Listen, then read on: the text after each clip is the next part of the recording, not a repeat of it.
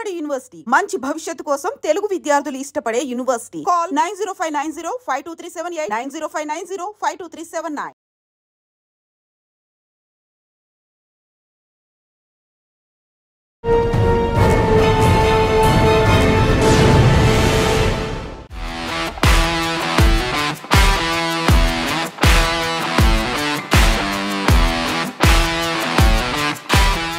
అమృత ప్రణయ్ కేసులో ప్రణయ్ని చంపిన నిందితుడికి కోర్టు ఉరిశిక్ష విధించింది.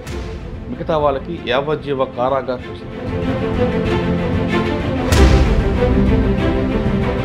గతంలో తెలుగు రాష్ట్రాల్లో ఉరిశిక్ష 1971లో ఆఖరిగా జరిగింది. భూమయ్య, కృష్ణయ్య అనే ఇద్దరు వ్యక్తులకి హైదరాబాద్ ముషీరాబాద్ జైల్లో ఉరిశిక్ష విధించారు. వాళ్ళు చేసే నేరం ఏంటి, అప్పట్లో ఉరిశిక్ష విధించాలంటే ఏ విధంగా ఆ ప్రొసీజర్ అంతా జరిగేది? ఒకతనేమో ఫ్యామిలీ మెంబర్ని చంపాడు, ఇంకోతనేమో ఆ పిచ్చిన అతన్ని చంపాడు. ఫుల్ హెల్తీ కండిషన్లో ఉంటేనే ఉరి తీయాలి. హార్ట్ బయట వాళ్ళకి అలో లేదన్నా, వాళ్ళకి అన్ని సదుపాయాలు అయితే జరుగుతుండేది. సార్ మీరు చూసారు ఉరుకమ్మ? చూసాను. ఎలా ఉంటుందండి? మనం మూట బావిలో పడుతుంది, ఇటుకెళ్ళి చూస్తే 2-3 ఉంటాయి. దాని కింద ప్లేట్ ఉంటుంది, వుడన్ ప్లేట్. వాళ్ళ హైటు వెయిట్ అన్నీ మొదలెట్టి తీసుకొని దాని తగ్గట్టు టెస్ట్ చేస్తారు. ఆ వెయిట్ని మోసగలిగేంత ఫెయిల్ కాకూడదు. ఇన్ని ప్లేట్ కూడా సడన్గా పడిపోవాలి. ఆ జర్కుకే చనిపోతారు. లేక ముందు రోజు ముఖం అవుపడాలని మూసేట్టు పెడతారు. పెట్టిన తర్వాత చేతులు వెనకకు కట్టేస్తాడు, సిగ్నల్ ఇస్తాడు. కానీ ప్రొసీజర్ అవ్వడానికి కనీసం 3-4 సంవత్సరాలు పట్టొచ్చండి. మినిమం 2 years అయితే పడుతుంది. అంటే ఎలా ప్రొసీజర్ ఉంటుందండి? కింద కోర్టు నుంచి సెషన్ కోర్టు తర్వాత హైకోర్టుకి వెళ్తుంది. హైకోర్టులో అందరికీ రిసిగబడవచ్చు, లేకపోతే అందరికి లైఫ్ కన్వర్ట్ పోతే చెప్తాయి. అక్కడక్కడ డిసిషన్ వాళ్ళకు గవర్నమెంట్ అడ్వకేట్ ప్రొవైడ్ చేస్తుంది. మన ఫైనల్ వచ్చిన తర్వాత మళ్ళీ మేము ప్రెసిడెంట్ ఆఫ్ ఇండియాకి పంపించేస్తాం. ఊరిని సంప్రదించితే అప్పుడు అవుతుంది. లేకపోతే వెల్కమ్ టు క్రైమ్ డైరీస్. అమృత ప్రణయ్ కేసులో ప్రణయ్ని చంపిన నిందితుడికి కోర్టు ఉరిశిక్ష విధించింది. మిగతా వాళ్ళకి యావజ్జీవ కారాగార శిక్ష విధించింది. ఉరిశిక్ష విధించిన అతనికి పైకోర్టుకు వెళ్ళడం, పైకోర్టు తర్వాత సుప్రీంకోర్టు వెళ్ళడం వరకు వెసులుబాటు ఉంటుంది. కానీ ఉరిశిక్ష ఎలా వేస్తారు, ఉరిశిక్ష ఎలా అమలు చేస్తారనే విషయం తెలుసుకోవాలంటే ఖచ్చితంగా ఈ ఇంటర్వ్యూ చూడాల్సిందే. అసలు తెలుగు రాష్ట్రాల్లో కానీ మిగతా రాష్ట్రాల్లో ఉరిశిక్ష ఎంతవరకు వచ్చింది, సుప్రీంకోర్టుకు వెళ్ళిన తర్వాత సుప్రీంకోర్టు ఢిల్లీలోని మాత్రం ఉరిశిక్ష వేస్తారా అనే విషయంతో పాటు గతంలో తెలుగు రాష్ట్రాల్లో ఉరిశిక్ష 1971లో ఆఖరిగా జరిగింది. 1971లో భూమయ్య, కృష్ణయ్య అనే ఇద్దరు వ్యక్తులకి హైదరాబాద్ ముషీరాబాద్ జైల్లో ఉరిశిక్ష విధించారు. వాళ్ళు చేసే నేరం ఏంటి, అప్పట్లో ఉరిశిక్ష విధించాలంటే ఏ విధంగా ఆ ప్రొసీజర్ అంతా జరిగేది అనే విషయం తెలుసుకోవాలంటే మనం 1971 జైల్ డిపార్ట్మెంట్ సూపరింటెండెంట్గా పనిచేసి రిటైర్ అయిన పి. శ్రీనివాసరెడ్డి గారిని అడుగుదాం. శ్రీనివాసరెడ్డి గారు జైల్ డిపార్ట్మెంట్ 1971లో వచ్చిన తర్వాత ఆయన ట్రైనింగ్ ఉన్న టైంలోనే వీళ్ళిద్దరికీ ఉరిశిక్ష విధించారు ముషీరాబాద్ జైల్లో. అప్పట్లో ముషీరాబాద్ జైల్లో ఉరికమ్మం ఎలా ఉండేది, ఉరిశిక్ష తీసే ముందు ఏ విధంగా మాట్లాడతారు, వాళ్ళకున్న చివరి కోరిక ఏ విధంగా ఉంటుంది, తెల్లవారుజామున ఎందుకు తీస్తారు, తర్వాత వాళ్ళు చేసే నేరానికి వాళ్ళు ఒప్పుకుంటారా లేదా, వాళ్ళు ఏ విధంగా పశ్చాత్తాపం పడతారా, భూమయ్య, కృష్ణయ్య పశ్చాత్తాపం పడ్డారా లేదా అనే విషయంతో పాటు శ్రీనివాసరెడ్డి గారి టైంలో నిజామాబాద్ జైల్లో ఇష్యూ కూడా జరిగింది. నిజామాబాద్ జైల్లో మొత్తం బ్లాస్ట్ అయ్యి అందరూ కూడా బయటకు వచ్చి పారిపోతే అదే టైంలో శ్రీనివాసరెడ్డి గారు నిజామాబాద్ జైలుకి వెళ్ళి దాన్ని మరొకసారి మరో రూపం తీసుకొచ్చారు. ఆ 2 ఘటనలతో పాటు శ్రీనివాసరెడ్డి గారి లైఫ్ జర్నీ ఎలా జరిగింది విషయాన్ని సార్ నేటి తెలుసుకుందాం. సార్ నమస్తే అండి. నమస్కారం సార్. శ్రీనివాసరెడ్డి గారు retired jail superintendent 1971 batch. Sir మీరు అండ్ డిపార్ట్మెంట్లోకి ఎంటర్ అయ్యే టైంకే ఉరిశిక్ష అనేది అదే ఆఖరిగా అయింది. 1971లో భూమయ్య, కృష్ణయ్య అనే ఇద్దరు వ్యక్తులకి ముషీరాబాద్ జైల్లో ఉరిశిక్ష విధించారు. సాధారణంగా ఉరిశిక్ష అనగానే సినిమాలో చూపించినట్టుగా వాళ్ళకి రాత్రి నుంచి మంచిగా వాళ్ళకి కావాల్సిన ఫుడ్ పెట్టడం, చివరిగా వాళ్ళకి చివరి కొరకు తీర్చడం, తెల్లవారుజామున లేపి వాళ్ళకి స్నానం చేయించి ఉరికమ్మం ఎక్కించడం, ఉరికమ్మం ఎక్కిన తర్వాత వాళ్ళకి నల్ల క్లాత్ పెట్టడం, కాళ్ళు చేతులు కట్టడం, ఉరికమ్మం ఉరి తలారి వచ్చి దాన్ని లాగడం ఇవన్నీ సినిమాలో చూపిస్తుంటారు. ఇదంతా సినిమాలోనే ఉంటుందా, లేదు నిజ జీవితంలో కూడా ఇదే విధంగా జరుగుతుందా? తర్వాత తలారిన వ్యక్తికి ఒక ఉరి తీస్తే దానికి ఎక్కువ జీతం ఇస్తారని కూడా ఒక వార్త ఉంది. అదంతా వాస్తవమా లేదా? అసలు మీరు చూసిన ఈ ఉరికమ్మ లాస్ట్‌కి ఎప్పుడు జరిగింది? వాళ్ళిద్దరూ చేసిన నేరం ఏంటి? వాళ్ళు సాధారణంగా ఉరికమ్మ ఒక కింద కోర్టు ఇస్తే తర్వాత హైకోర్టు, హైకోర్టు జిల్లా కోర్టు, జిల్లా కోర్టు హైకోర్టు, హైకోర్టు సుప్రీం కోర్టుకి వెళ్తారు. ఇవన్నీ లేకుండా డైరెక్ట్‌గా ముషీరాబాద్ జైల్లో చివరగా వాళ్ళిద్దరిని ఎందుకు ఉరి తీశారు? ఆ రోజు జరిగిన ఘటన ఒకసారి చెప్పండి. వాళ్ళిద్దరికి ఈ ప్రొసీజర్ అంతా అయిన తర్వాతనే ఉరి తీశారు. వాళ్ళిద్దరూ చేసిన నేరం ఏంటండి? ఒకతనేమో ఫ్యామిలీ మెంబర్ని చంపాడు, ఎవరు? నిజామాబాద్, హుహు. Family issues. అచ్చా. ఇంకోతనేమో అప్పిచ్చిన అతన్ని చంపాడు, హుహు. అది మహబూబాబాద్. హ్మ్. మహబూబాద్ అతను బిలో 30, ఇతను బిలో 40 ఉంటాడు. ఇది ఫ్యామిలీ మ్యాటర్, అదేమో క్రిమినల్ ఇంటెన్షన్. హ్మ్. నేను సర్వీస్కి వచ్చే వరకు వాళ్ళు ఉన్నారు జైల్లో, ఓకే. ముషీరాబాద్ జైల్లో. నేను ట్రైనీగా ఉంటే అక్కడ హ్మ్. మీరు చెప్పిన ప్రొసీజర్ అంతా జరిగిపోయింది. కోర్టు వచ్చింది, తర్వాత హైకోర్టు, హైకోర్టు సుప్రీంకోర్టు, తర్వాత ప్రెసిడెంట్, అవన్నీ జరిగిన తర్వాతనే ఖాయమైంది. ఆ టైంలో నేను చూసినాను వాళ్ళు. అంటే అప్పటికి వాళ్ళు దాదాపు 10 సంవత్సరాలు జైల్లో ఉన్నారు. అది కాకపోవచ్చు, ఒక 2-3 ఇయర్స్ అయినా జరుగుతుంది. అచ్చా. అంటే కింద ప్రొసీజర్ అంతా జరిగింది. కింద కోర్టు, జిల్లా కోర్టు, జిల్లా కోర్టు నుండి హైకోర్టు, హైకోర్టు సుప్రీంకోర్టు, ప్రెసిడెంట్ గారు. అవన్నీ అయిన తర్వాత నేను చూశాను వాళ్ళు. హుహు. అక్కడ కండెమ్ సెల్స్ అని ఉంటాయి, దాంట్లో ఇండివిజువల్గా పెట్టారు. దాంట్లో బయట వాళ్ళని ఎవరు పోనివారు, వాళ్ళిద్దరే ఉంటారు. డబుల్ గార్డ్ ఉంటుంది వాళ్ళని చూసేందుకు 24 hours. వాళ్ళకి ఏ టైంలో భోజనము అవి అన్నీ కరెక్ట్ టైంకి అందజేస్తారు. వాళ్ళ పర్యవేక్షణలో ఉంటారు. దానికి ఆఫీసర్లు కూడా ఎక్కువ దాని మీద ఫోకస్ పెట్టి తిరుగుతుంటారు. ఎందుకంటే వాళ్ళు సెల్ఫ్ ఏమైనా చేసుకుంటారు ఏమో. అదొక ఫుల్ హెల్తీ కండిషన్లో ఉంటేనే ఉరి తీయాలి. హార్ట్ డిసీజ్, తర్వాత అనారోగ్యం ఉంటే తీయకూడదు. మళ్ళీ ఇవన్నీ చాలా ప్రొసీజర్, అట్లా సిస్టమ్. 71లో ఆ రెండు. మీరు 71 ఏప్రిల్లో జాయిన్ అయ్యారా? నేను ఏప్రిల్లో జాయిన్ అయినా, 2 ఏప్రిల్. మే, జూన్, జూలైలో ఇది జరిగి ఉంటుంది. ఎందుకు మళ్ళీ ఆగస్టులో నేను అనంతపూర్కి వెళ్ళిపోయాను పోలీస్ ట్రైనింగ్, అట్లా ట్రైనింగ్. మళ్ళీ జనవరిలో వచ్చి రెగ్యులర్ పోస్ట్లో జాయిన్ అయినా. అయితే బహుశా ఆ 3 monthsలోనే నేను ట్రైనింగ్ కాబట్టి కుతూహలంగా అన్ని ఇట్లా తిరుగుతూ ఉండేవాడిని నేను. ఆ కండెమ్ సెల్లో వాళ్ళు ఉండేది, బయట వాళ్ళకి అలో లేదంట్లా. వాళ్ళకి అన్ని సదుపాయాలు అయితే జరుగుతుండేది. వాళ్ళు ఇద్దరికి ఇంటర్వ్యూస్ ఉంటే స్పెషల్గా వాళ్ళని బయటకు తీసుకురాకుండా ఇంటర్వ్యూకి వచ్చిన వాళ్ళను వాళ్ళని తీసుకుపోయి మాట్లాడించడము అది జరుగుతుండేది. హ్యాంగింగ్ డే ఫిక్స్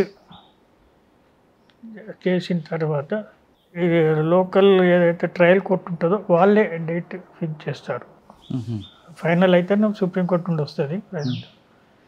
వీళ్ళు డేట్ ఇచ్చిన డేట్కు మాకు కమ్యూనికేట్ చేస్తారు ప్రిజన్ ఆఫీసర్స్. దానికి కావాల్సిన సదుపాయాలన్నీ ఆంధ్రప్రదేశ్లో, అప్పటి ఆంధ్రప్రదేశ్లో, ఉమ్మడి ఆంధ్రప్రదేశ్లో ఒక ముషీరాబాద్ జైలునే ఉండే, ఊరికంబం అని.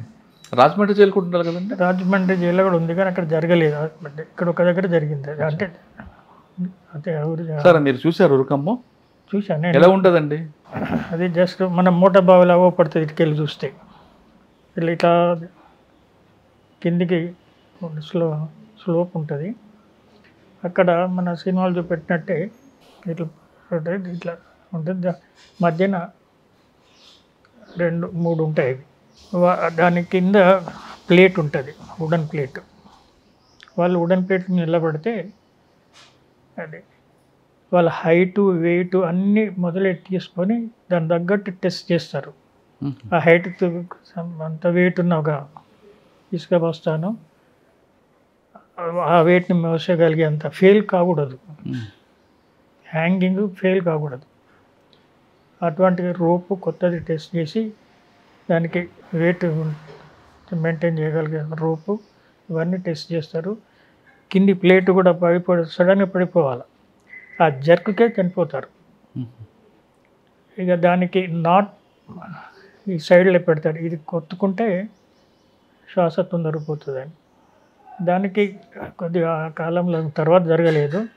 మా దాంట్లోనే గార్డ్ ఉంటాడు, ఆ గార్డుకు ఆ డేట్ ఫిక్స్ చేసిన నైట్లో అన్నీ అరేంజ్మెంట్ చేస్తారు. ఎర్లీ అవర్స్ 2 o'clock నుండి ప్రిపరేషన్ స్టార్ట్ అవుతుంది. మేజిస్ట్రేట్ వస్తాడు, మెడికల్ ఆఫీసర్ ఉంటాడు, జైలు సూపరింట్ ఉంటాడు, అక్కడ సిబ్బంది, జైలు ఆఫీసర్స్ అందరు ఉంటారు కన్సర్న్. అక్కడ ప్రొసీజర్ స్టార్ట్ అవుతుంది. అతనికి నైట్లో నార్మల్ భోజనం పెడతారు. ఎర్లీ అవర్స్ ఏమైనా కావాలంటే ఇస్తారు. అంతగా ముందు రోజు ఆయన ఎవరితో మాట్లాడాలో తెలుసుకుని వాళ్ళందరినీ పిలిపిస్తే మాట్లాడిపిస్తారు. చివరి కోరికని కాదు, అది ప్రొసీజర్. వాళ్ళకు భార్యలు, వాళ్ళ తల్లిదండ్రులు, వాళ్ళ ఫ్రెండ్ అటువంటి ఏర్పాటు చేస్తారు. అదంతా ముందు రోజు జరిగిపోతుంది. ఆ రోజు మాత్రం ఆఫీసర్సే ఉంటారు. ముందు రోజు లాకప్ వరకు అవన్నీ జరుగుతాయి. నైట్ నార్మల్ భోజనం మొదలు పెడతారు. ఎర్లీ మార్నింగ్ ఆయనకి నెట్టిగా అటువంటి ఏమైనా పాలు ఇట్లా అంటే ఇస్తారు అని తెలుసు ఆయనకి హ్యాంగింగ్ అవుతుందని. అక్కడికి వెళ్ళి తీసుకుపోతారు, అక్కడ నిలబెడతారు. ఇది 2 ఒకటేసారి జరిగినాయి కాబట్టి ఇద్దరు నిలబెట్టారు, పక్క పక్కకు నిలబెట్టారు. ఇద్దరికి ఒకేసారి తీయాలా? ఆ కేసులు ఒకటేసారి తీశారు. కేసులు వేరే, శిక్షలు వేరే, కన్ఫర్మ్ అయ్యి ఆడున్నారు కాబట్టి ఒకటే రోజు తీశారు. వేరు మనుషులు ఒకటే రోజు తీశారు, ఒకటే సైన్మాన్ నిలబెడతారు. నిలబెట్టిన తర్వాత డాక్టర్ పోయి మళ్ళీ టెస్ట్ చేస్తాడు పల్స్ ఇవ్వని. అక్కడ నిలబడ్డ తర్వాత ఓకే అని అన్న తర్వాత ఒక క్లాత్ ఇట్లా ముఖం మూసేటట్టు పెడతారు. పెట్టిన తర్వాత చేతులు వెనుకకు కట్టేస్తారు, కాళ్ళని కట్టేయరు, చేతులు కట్టేస్తారు, నిలబెడతారు. ఆ సైడ్కు హ్యాంగింగ్ అతను ఉంటాడు, దాని లివర్ ఉంటుంది, లివర్ తీస్తే టర్న కింద పడిపోతుంది.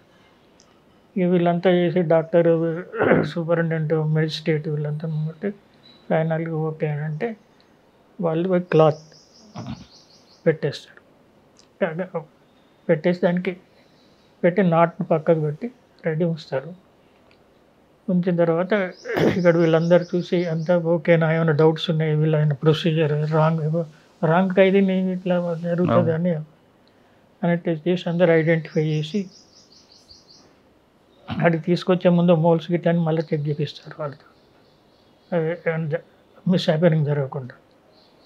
ఇదన్న తర్వాత ఒక 5 minutes అట్లా టైం తర్వాత సిగ్నల్ ఇస్తాడు. మేజిస్ట్రేట్ గారు ఇస్తారా? సూపరింటెండెంట్ మేజిస్ట్రేట్ నాకు కరెక్ట్ ఐడియా లేదు, బట్ అదంతా సూపరింటెండెంట్ కంట్రోల్ జరుగుతుంది కాబట్టి ఆయన సిగ్నల్ ఇస్తారు. సిగ్నల్ ఇవ్వగానే ఆ లివర్ను ఇట్లా ఒత్తుతాడు. దాని కింద ప్లేట్ జర్క్ని కింద పడిపోతుంది, కిందకి ఇట్లా వెళ్ళిపోతుంది. వీళ్ళు కిందికి వెళ్తారు. ఆ తాడు కిందికి మనకు ఫేస్ అవ్వపడదు, కిందికి జారుతారు. ఆ తాడు ఇట్లా ఇట్లా ఊగుతూ ఉంటుంది. అది ఊగి ఒక 5 నిమిషాల తర్వాత రాగానే తెలిసిపోతుంది. తెలిసిపోగానే మెడికల్ డాక్టర్ వెళ్తాడు, మెడికల్ ఆఫీసర్ వెళ్తే వాళ్ళని కొద్దిగా పైకి లేపుతాడు. అక్కడ ఉన్న వాళ్ళు లేపి టెస్ట్ చేస్తాడు. టెస్ట్ చేసి ఫైనల్ అన్న తర్వాత ఇదంతా 3:34 వరకు అయిపోతుంది. పైకి తీసి చేసి పెడతారు. పెట్టి దాని గేట్ వరకు తీసుకెళ్ళి వెహికల్లో పెట్టి ముషిరాబాద్లో బరీల్ గ్రౌండ్ ఉంది, జైలు బరీల్ గ్రౌండ్ అని. అక్కడ ఇప్పుడు ఒక పెద్ద ట్రాన్స్ఫార్మ్ వచ్చింది, దానికి అటు సైడ్ ఉంది. అదే లాస్ట్ తర్వాత జరగలేడు. అవి తీసి పెడతాడు. దానికి కూడా ఉంటుంది ఎంత లోతుకు తీయాలా ఎంత ఇవన్నీ. అది తీసుకెళ్ళి మళ్ళీ వాడు అక్కడ మళ్ళీ ఒకసారి చెక్ చేస్తారు. చెక్ చేసి పెట్టేసి కప్పేస్తారు. మళ్ళీ అందరూ గేట్లకు వచ్చేస్తారు, వీడికి డిస్పర్స్ అవుతారు. సార్ ఇక్కడ ఫస్ట్ ముందు రోజు రాత్రి నుంచి ప్రొసీజర్ స్టార్ట్ అవుతుంది. మీరు వాళ్ళతో మాట్లాడారా ప్రొసీజర్ స్టార్ట్ కాకముందే? బొమ్మాయితో కానీ కృష్ణతో కానీ మాట్లాడదాం కదా జైలు ఆఫీసర్స్. ఏమన్నారండి వాళ్ళు? పశ్చాత్తాపం ఉందా లేదంటే చావుకు సిద్ధంగా ఉన్నారండి? అవన్నీ ఇప్పుడు లాంగ్ బ్యాక్ కదా, ఏదో మాట్లాడుంటారు, ఏదో చెప్పుంటారు. అంటే వాళ్ళు కోర్టు ఎప్పటికైనా వస్తుంది, మాకు సుప్రీంకోర్టు నుంచి ఆర్డర్స్ వస్తాయని ఆస్తా ఉన్నారు. అవన్నీ జరిగినాకనే కదా, చాలా గ్యాప్ ఉంటుంది. అంత అయిన తర్వాత మళ్ళీ మెజిస్ట్రేట్ రెఫర్ చేస్తాం. ఇవన్నీ మెజిస్ట్రేటే దానికి డేట్ ఫిక్స్ చేయాలి. సార్ వాళ్ళకి కావాల్సిన ఫుడ్ అది పెడతారు నైట్ టైం, చివరిగా నైట్ ఫుడ్ పెడతారు. తెల్లవారుజామున ఎంత ఇస్తారండి? ఈ ప్రొసీజర్ సూర్యోదయం కాకముందే. సూర్యోదయం కాకముందే కంప్లీట్ అయ్యి మళ్ళీ నార్మల్గా ఏమంటే ఇది ఈ సిచ్యువేషన్ కొద్దిగా బాధాకరం అనిపిస్తుంది. ప్రిజనర్స్ అందరు లాకప్లు ఉంటారు, మిగతా వాళ్ళందరూ ఆ టైంలో తీస్తే సేఫ్ అని. ఓకే. ఇప్పుడు అందరు ముంగడి తీసుకుపోతుంటే ఈ రోజులల్లో ఆ రోజులల్లో కూడా ఆ రియాక్షన్ వేరే ఉంటుంది, ఒక్కొక్కరికి ఒక తీరిక రియాక్షన్ ఉంటుంది. అవన్నీ అవాయిడ్ చేయడానికి ఆ డేట్ ఆ టైం అదంతా మాన్యువల్ లేఅవుట్ ఉంది, లేడౌన్ రూల్స్ అవి. ఓకే సార్, వాళ్ళు చెప్తారు పై మీరు చెప్పినట్టు నల్ల కవర్ పెడతారు కదా, కవర్ ఎందుకు పెట్టాలండి చనిపోసే ముందు ఉరి తీసే? అది ప్రొసీజర్ ఉంది అందులో. అవునా సార్? ఇది అయిన తర్వాత ఘాటు కూడా వెళ్ళి చెవులో చెప్తారట కదా ఆయనకి, నీ మీద నాకు ఎలాంటి వ్యక్తిగత కక్షలు లేవు, నా పని నేను చేస్తున్నానని. అంటే అది వెరీ కరెక్ట్గా నాకు కూడా లేదు. ఆడ తీయక ముందుకే వాళ్ళు పెట్టేటప్పుడు చెప్తుండొచ్చు అటువంటిది. అలాంటి మేము కూడా డైలీ ఆడికి పోతాం కదా, అది ముందు రోజు వరకు కూడా మాకు కూడా వాళ్ళ మీద ఏమో లేదు, వాళ్ళకు కూడా మా మీద ఏం లేదు. ఒక సిస్టమ్ని ఫాలో అవుతున్నాం అంతే. అక్కడ వ్యక్తిగతంగా మేము ఉన్నాం, మా బదులు XYZ ఉన్నా కూడా అదే పని చేస్తారు. కాబట్టి అది అది ఊహించుకున్నంత కాదు. అంటే మీరు మాట్లాడినప్పుడు వాళ్ళు పశ్చాత్తాపం పడ్డారంటే చనిపోతున్నాను అని వాళ్ళిద్దరు? ఏంటి లెంత్ ఆఫ్ టైంలో కరెక్ట్ అని చెప్పలేము, కానీ ఎంతైనా ఉంటుంది లేండి. చావు అంటే ఎవరికైనా కొద్దిగా భయం ఉంటుంది. ఆ టైం వచ్చే వరకు చేసిన పనులు కరెక్ట్ కాదనో, లేకపోతే ఇది ఇంత పెద్దది ఇవ్వాల్సి ఏదో ఒకటి మనసు మానసికంగా ఉంటుంది, ఉండొచ్చు, చెప్పుంటారు. సార్ వాళ్ళిద్దరికి హ్యాంగింగ్ అయిన తర్వాత కుటుంబ సభ్యులకి ఇవ్వకుండా మీరే చేయడం ఏంటి? వాళ్ళు తీసుకోలేదు, వాళ్ళు ఇద్దరు తీసుకోలేదు వాళ్ళు ఏమో అవసరం లేదన్నారు. కానీ వాళ్ళ సాంప్రదాయ ప్రకారం తగలబెట్టకుండా పాతడం ఎందుకండి? మా జైల్లో తగలబెట్టేది లేదు, పాతేదే ఉంది. ఓకే సార్, భూమయ్య కృష్ణయ్య వీళ్ళిద్దరు తర్వాత ఇంకా జైలు ఎందుకు ఆగిపోయిందండి ఉరిశిక్ష అనేది? అది నేను చెప్పే సమాధానం కాదు, మీకున్న నాలెడ్జ్ ప్రకారం అడుగుతాను. ఆగిపోవడం కాదు, ఇప్పుడు అది ఇవన్నీ కోర్టుల నుండి ప్రెసిడెంట్ ఆఫ్ ఇండియా వరకు పోతుంది. ఆ ప్రొసీజర్లో ఇప్పుడు ఎంతోమంది ప్రెసిడెంట్ కూడా క్షమాభిక్ష పెట్టారు నార్త్ ఇండియాలో ఎక్కడెక్కడ. అట్లా ఆ ప్రొసీజర్ జరిగే విషయాలు అవి మనం ఊహించడానికి లేదు. కోర్టు కూడా వెరీ రేర్ ఆఫ్ రేరెస్ట్కి ఇస్తారు. ఈ మధ్య మొన్న ఒకటి ఇచ్చారు, అప్పటి నుండి ఇప్పటి వరకు జరగలేదు ఉమ్మడి ఆంధ్రప్రదేశ్లో. మొన్నటి దాంట్లో ఒకటి అది మొన్ననే జరిగింది, Nalgonda case.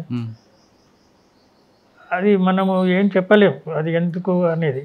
Sir Nalgonda case తీసుకోండి, ప్రణయ్ కేసులో ఇది వచ్చిన జడ్జిమెంట్ ఇప్పుడే, కానీ ఇదంతా ప్రొసీజర్ 8 years కింద జరిగిన ఇన్సిడెంట్ అది. ఇది ఫైనల్ మొన్న వచ్చింది. కానీ డెత్ సెంటెన్స్ ఇంప్లిమెంట్ అవ్వాలంటే కొంచెం చాలా టైం పడే అవకాశం ఉంటుంది కదా? ఇంకా టైం పడుతుంది. అంటే ఎలా ప్రొసీజర్ ఉంటుందండి కింద కోర్టు నుంచి పై? ఇప్పుడు ట్రయల్ కోర్టు ఇచ్చింది అంటే, ట్రయల్ కోర్టు అంటే దీనికి సెషన్ కోర్టే ట్రయల్ కోర్టు అంటే. సెషన్ కోర్టు తర్వాత హైకోర్టుకి వెళ్తుంది. హైకోర్టు ఏమి ఇస్తుంది? ఇప్పుడు మన హైకోర్టు కూడా ఇచ్చినట్టుంది కాదండి, సెషన్ కోర్టు. హైకోర్టు తర్వాత హైకోర్టు కూడా ఈ జడ్జిమెంట్ సమర్థించాలా, మోడిఫై చేయాలా. ఇప్పుడు ఆ కోర్టులో ఎవరికైతే శిక్షించి మిగతాలకు ఇచ్చారో హైకోర్టులో అందరికీ ఉరిశిక్ష ఇవ్వవచ్చు, లేకపోతే అందరికి లైఫ్ కన్వర్ట్ అవ్వచ్చు చెప్పాలి. అక్కడక్కడ డిసిషన్స్ బట్టి ఉంటుంది. దాని తర్వాత వాళ్ళు సుప్రీంకోర్టుకి వెళ్తుంది. వాళ్ళకు గవర్నమెంట్ అడ్వకేట్ ప్రొవైడ్ చేస్తుంది. ఓకే, వాళ్ళు సెల్ఫ్గా మెయింటైన్ మళ్ళీ స్తోమత లేని వాళ్ళు గవర్నమెంట్ అడ్వకేట్ పెడతాయి సుప్రీంకోర్టులో కూడా. అక్కడ కూడా జరుగుతుంది. ఆ సుప్రీంకోర్టు జరిగిన తర్వాత మన ఫైనల్ వచ్చిన తర్వాత మళ్ళీ మేము ప్రెసిడెంట్ ఆఫ్ ఇండియాకి పంపించేస్తాం. ఆయన రిక్వెస్ట్ ప్రెసిడెంట్ ఆఫ్ ఇండియా కూడా ఉరిని సమర్థించితే అప్పుడు అవుతుంది, లేకపోతే వాళ్ళు ఉరిని సమర్థించకపోతే లైఫ్కి వెళ్ళిపోతాడు. ఒకవేళ అప్పుడు కూడా సమర్థించారనుకోండి, ఆ కేసుని ఇప్పుడు తెలంగాణ రాష్ట్రంలో ఊరికంబాలు లేవు కాబట్టి ఢిల్లీలో చేయొచ్చా? అట్లా లేదు, దానికి అనుసంధానం ఉన్న ఒక స్టేట్ తోటి జరుగుతుంది. అంటే తిహార్ జైల్లో అక్కడ ఉంది కాబట్టి అక్కడ చేయరు. ఇప్పుడు మన పక్కకు ఉంది కదా, ఇప్పుడు రాజమండ్రిలో ఉంది కదా, ఇక్కడ రాజమండ్రికి తీసుకుంటారు. కానీ మాఫీ అయితే చేయరు, వసతులు లేవని మాఫీ చేయరు, వసతులు క్రియేట్ అనే చేస్తారు తప్ప మాఫీ అయితే చేయరు. కానీ ఈ ప్రొసీజర్ అవ్వడానికి కనీసం 3-4 సంవత్సరాలు పట్టొచ్చు అండి. మినిమం 2 years అయితే పడుతుంది, కానీ ఎక్కువనే పడుతుంది. కానీ ఇమీడియట్ కాదు. సార్ డెత్ సెంటర్స్ గురించి చెప్పారు చాలా క్లియర్గా, ఎందుకంటే మీరు అప్పుడే జాయిన్ అయ్యారు, అది చూసారు. అవును. తర్వాత మీ సర్వీసులో ఎక్కడ కూడా జరగలేదు. జరగలేదు. మీ సర్వీస్లో రాకముందు మీ కుటుంబ నేపథ్యం, మీరు ఈ డిపార్ట్మెంట్కే రావాలని ఎందుకు అనుకున్నారండి? ఈ డిపార్ట్మెంట్ రావాలని ఆప్షన్లుగా రాలేదు, ఛాన్స్లో వచ్చారా? Through employment exchange. మీ నేటివ్ ప్లేస్ మీ అమ్మగారు నాన్నగారు? అది ఇప్పుడు యాదాద్రి, అప్పుడు నల్గొండ డిస్ట్రిక్ట్ ఉండేది. ఆలేరు దగ్గర, ఆలేరు 12 కిలోమీటర్స్లో ఉంటుంది మా విలేజ్. అది మా నేటివ్ ప్లేస్. మా నేటివ్ ప్లేస్ పోవాలంటే ఒక 3 కిలోమీటర్స్ జనగాం డిస్ట్రిక్ట్ క్రాస్ చేసి పోవాలి. ఆలేరు టు మా విలేజ్ మధ్యన జీడికల్ అని ఉంటుంది దేవస్థానం, ఆ జీడికల్ క్రాస్ చేసి పోవాలి. అటు పోతే మళ్ళీ యాదాద్రి, ఇటు మళ్ళీ యాదాద్రి, సారాజ్పేట దాటితే యాదాద్రి. అది విలేజ్, అగ్రికల్చర్ బ్యాక్గ్రౌండ్. మా నాన్నగారు వ్యవసాయం, నాకు అన్నయ్య, ఆయన అగ్రికల్చర్ ఆఫీసర్గా పనిచేసి రిటైర్డ్ అయ్యాడు. నేను హైదరాబాద్ డిగ్రీకి సిటీ సైన్స్ కాలేజీలో డిగ్రీ చేశాను. డిగ్రీ కంప్లీట్ అయిన తర్వాత సబ్ కలెక్టర్ భువనగిరి ఆఫీస్లో అప్పుడు పోస్టులు క్రియేట్ అయినట్టున్నాయి, జాబ్ వస్తే అందులో జాయిన్ అయినాను. ఒక 6 months 1 year తర్వాత ఈ రెవెన్యూ నుండి ఇరిగేషన్ మిర్యాలగూడకి ఏదో పోస్టింగ్ ఇచ్చారు. ఇక మిర్యాలగూడ ఇరిగేషన్ కాలువలెంబడి ఏదో తిరుగుతా అని చెప్పి బీఈడికి వెళ్ళిపోయాను. Nagarjuna Sagar BEd college first బ్యాచ్లోకి వెళ్ళిపోయాను. నెక్స్ట్ టీచర్గా జాయిన్ అవుతానని. ఆ బీఈడి కాలేజీలో ఉన్నప్పుడే ఎంప్లాయ్మెంట్ ఎగ్జామ్ ఇంటర్వ్యూ వచ్చింది. ఇంటర్వ్యూకి వచ్చి వెళ్ళిపోయాను, కానీ దాని మీద ఏం ఫోకస్ లేదు. కంప్లీట్ కాగానే బీఈడి కాలేజీలో యాన్యువల్ ఎగ్జామ్స్ అయిపోయినాయి, సిటీకి వచ్చినాం. వచ్చి మా డీజీ ప్రిజన్స్ ఆఫీస్కు అది ఏం జరిగిందో తెలుసుకుందాం ఇంటర్వ్యూ అని పోయినప్పుడు రామ్కోటిలో ఉండేది ఆఫీస్. అడిగిపోయాను, పోయి తెలుసుకుంటే వాళ్ళు చూసి పేరు ఇట్లా అడిగి అది మీరు సెలెక్ట్ అయ్యారు కదా అని చెప్పారు. ఆర్డర్ మీ నేటివ్ ప్లేస్కి వెళ్ళిపోయిందంటే నేను అటు పోయి రావాలా మరి అంటే ఎందుకు నేను మాట మళ్ళీ ఇచ్చారు. నెక్స్ట్ డే 2 April అడిగి పోయి జాయిన్ అయ్యాను. ఎక్కడ? ముషీరాబాద్.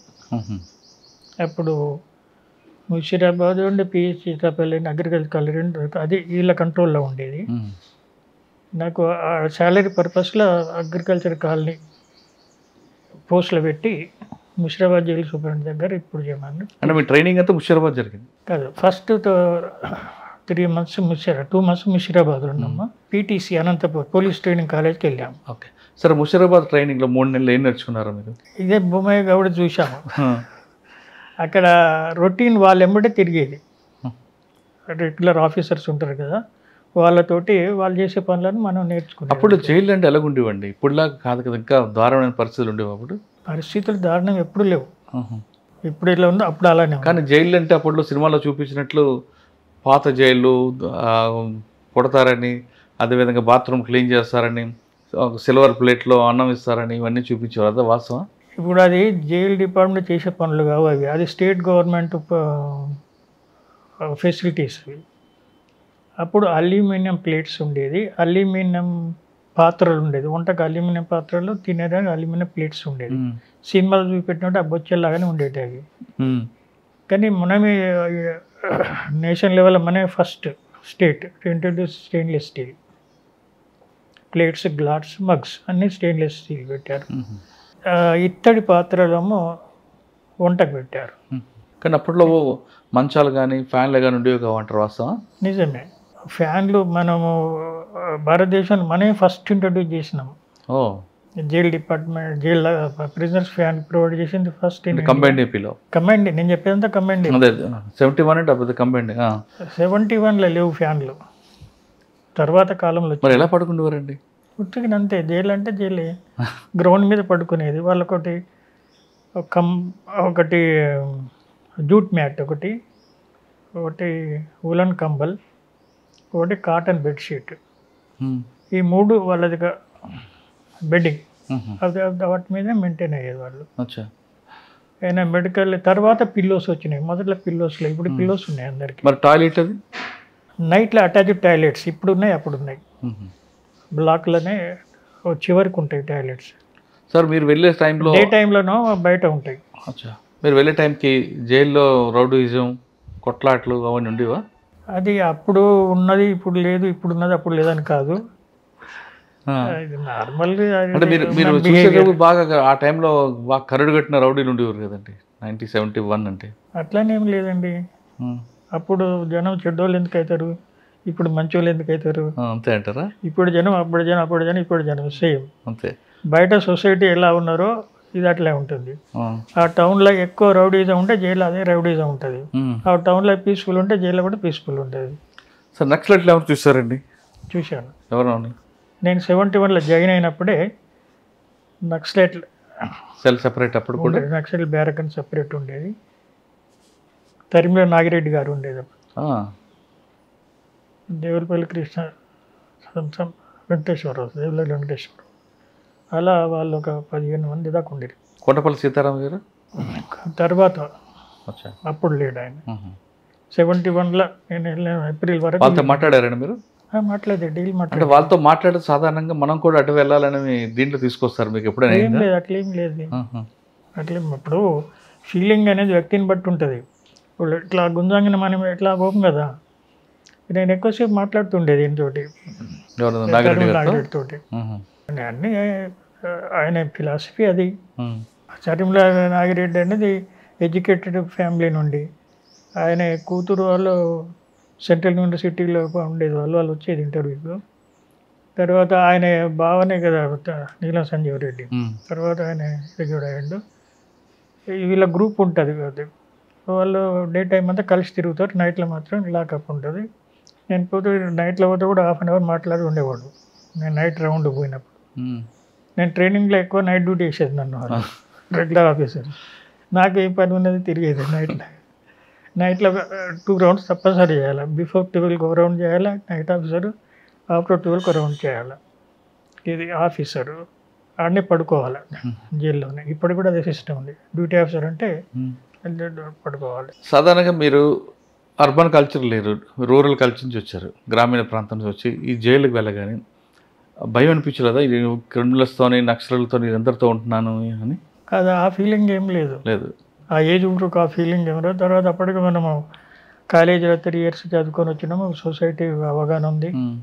మళ్ళీ బీఈడి చేసి వచ్చినాము, టీచర్కి పోదామని ప్రిపేర్ అయినాము, ఇటు వచ్చినాము.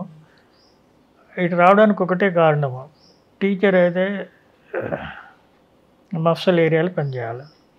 ఇదైతేనేమో మినిమం తాలూకా హెడ్ క్వార్టర్స్ లేదా డిస్ట్రిక్ట్ హెడ్ క్వార్టర్స్. ఆ ఉద్దేశంలో వచ్చినాం. కాకపోతే అక్కడిక్కడ సేమ్ ఉండేది అప్పటికి. ఇప్పుడు గ్రాడ్యుయేట్ టీచర్స్కున్న ఇది అదే సేమ్ తీసుకెళ్ళి ఉండేది. అంటే 3 నెలలు ముషీరాబాద్ జైలు, తర్వాత PTC Anantapuram police training college Anantapuram సంఘటన జరిగింది కదండి. అప్పుడే జరిగింది. మీరు ఉన్నారు ఆ రోజు? ఏమన్నా నేను చూశారు కదా. తర్వాత మరి మిగతా జైల్లో ఉన్న వాళ్ళందరూ కూడా ఏమైనా దానికి నిరసన తెలిపారా? ఖైదీలు అంటున్నారు, ఖైదీలు సైలెంట్. ఎప్పుడు తెలిసింది వాళ్ళకి? ఎప్పుడు తెలిసింది వాళ్ళకి? ముందు రోజే తెలుసు రేపు తీస్తారని, కానీ నిరసన లేదు. నిరసన ఏమి ఉండదు. అది ఇండివిజువల్ కేసులు, 11 కేసులు వాటికే ఉంటాయి. ఇది జైలు అడ్మినిస్ట్రేషన్ నుండి జరిగేది అయితే నిరసన ఉంటుంది. It is court order. Court ఆర్డర్ని ఇంప్లిమెంట్ చేస్తున్నాం. వాళ్ళు ఏం బాధను వ్యక్తం చేయలేదా? జనరల్గా అంత ఫీలింగ్ నాకు ఇప్పుడు కూడా తెలియడం లేదు. 3 నెలల తర్వాత మీరు అనంతపురం పీటీసీ పోలీస్ ట్రైనింగ్ కాలేజ్కి వెళ్ళాము. అక్కడ మిక్సర్ ట్రైనింగ్ అక్కడ జరిగింది. దాని తర్వాత రెగ్యులర్ పోస్టింగ్ చెర్లపల్లి అగ్రికల్చర్ కాలనీకి ఇచ్చారు. Open jail. ఓపెన్ జైలు అక్కడ. అప్పుడు హైటెక్ జైలు లేదు. అప్పుడు హైటెక్ జైలు లేదు. అదంతా దీనికి అనుసంధానం ఉన్న అగ్రికల్చర్ ల్యాండ్ అది. అవును సార్. ఓపెన్ జైలు మీ ఇన్నోవేషన్ ఏముందండి? ఎందుకంటే అక్కడ కూరగాయలు పండిస్తారు, రకరకాల వ్యక్తులు ఉంటారు. అక్కడికి సెలెక్టెడ్ పీపులే వెళ్తారు ప్రిజనర్స్. జైళ్ళల్లో అబౌట్ 8-10 ఇయర్స్ గడిపిన వాళ్ళు లైఫ్ లాంగ్ టర్మర్స్ వెళ్తారు అక్కడికి. సార్ ఇప్పుడు ఒక జైల్లో ఉన్న ఖైదీకి శిక్ష అంటే కన్విక్షన్ వచ్చిన వ్యక్తికి ఓపెన్ జైలు తీసుకురావాలనుకుంటే, ఆయన రావాలనుకుంటే ఆ క్రైటీరియా ఏముంటుందండి వాళ్ళది? అంటే అన్ని కేసులో రావచ్చా? లేదు, రిస్ట్రిక్టెడ్ ఉంటాయి. ఇప్పుడు రేప్ కేసు లాంటి అంటే మర్డర్ రావచ్చు. తర్వాత మర్డర్లో శనికావాసనం చేసిన వాళ్ళు రావచ్చా లేదా హ్యాబిచువల్ అఫెండర్ కూడా రావచ్చా? మర్డర్లో హ్యాబిచువల్ అఫెండర్ అని ఏముంటుంది ఆడ? అంటే 2-3 మర్డర్లు చేశాడు అనుకోండి కంటిన్యూ అదే పని. దాన్ని అటువంటి వాళ్ళు ఎలా తీసుకోరు. ఇప్పుడు సెంట్రల్ జైల్లో కూడా వాడిని సపరేట్గానే చూస్తారు. ఈ నార్మల్ మర్డర్ కేసులలో ఉన్న వాళ్ళకి ఇవన్నీ జైల్ యాక్టివ్స్ ఈ రిహాబిలిటేషన్ వర్తిస్తాయి. వాడికి ప్రొఫెషనల్ వాడికి ఏమి ఉండదు, వాడికి సపరేట్ ఉంటుంది వాడిని. వీళ్ళు సెంట్రల్ జైళ్ళల్లో ఆ రూల్స్కి అనుగుణంగా కొంత పోర్షన్ ఆఫ్ సెంటెన్స్ చేసిన వాళ్ళు రూరల్ బ్యాక్గ్రౌండ్, అర్బన్ బ్యాక్గ్రౌండ్ ఉండడంతో వాడికి అగ్రికల్చర్ చేయడం, rural background, willing to work, health సరిగ్గా ఉండాలి. దీనికి ఒక సెలక్షన్ కమిటీ ఉంటుంది, ఇప్పటికి కూడా అదే ఉంది సిస్టమ్. ఆ సెలక్షన్ కమిటీలో మెడికల్ ఆఫీసర్ ఉంటాడు, జైలు సూపరింటెండెంట్ ఉంటాడు. వాని యొక్క హిస్టరీ టికెట్లన్నీ చెక్ చేసి విల్లింగ్ అంటే అప్పుడు సెలెక్ట్ చేస్తారు. సెలెక్ట్ చేసిన తర్వాత అక్కడికి పంపిస్తారు. ఓకే, అక్కడికి పోతే వాళ్ళకి రెమిషన్ ఎక్కువ ఉంటుంది అక్కడ కొద్దిగా. సెంట్రల్ జైలు కంటే ఓపెన్ జైల్లో రెమిషన్ అంటే ఎవ్రీ మంత్ కొద్ది తగ్గిస్తుంటాం. అది ఒకటి. తర్వాత ప్రీమేచర్ రిలీజ్కు కొద్దిగా ఈజీ ప్రాసెస్ అది. ఓపెన్ జైలుకు ప్రీమేచర్ రిలీజ్కు తొందరగా రిలీజ్ అవుతారు. ఈ 2 కండిషన్లో పోతారు. ములాఖాత్ కూడా ఉంటుందా? ఫ్యామిలీతో మాట్లాడుకోవడం? ములాఖాత్ కామన్ ఎక్కడ అక్కడ వాళ్ళకు కూడా ఓపెన్ జైలుకి అసలు బయటికి రావడం వెళ్ళడం చేస్తుంటారు కదా వీళ్ళు. ఆడ కూడా గ్రూప్గా ఉంటుంది, గ్రూప్కో లీడర్ ఉంటాడు, ప్రిజనర్ లీడర్. వాళ్ళపైన గార్డ్ ఉంటాడు, అండర్ గార్డే పనిచేస్తుంటారు. సీనియర్ అయిన తర్వాత వాళ్ళని అక్కడక్కడ కాపలాగా పెడతాం.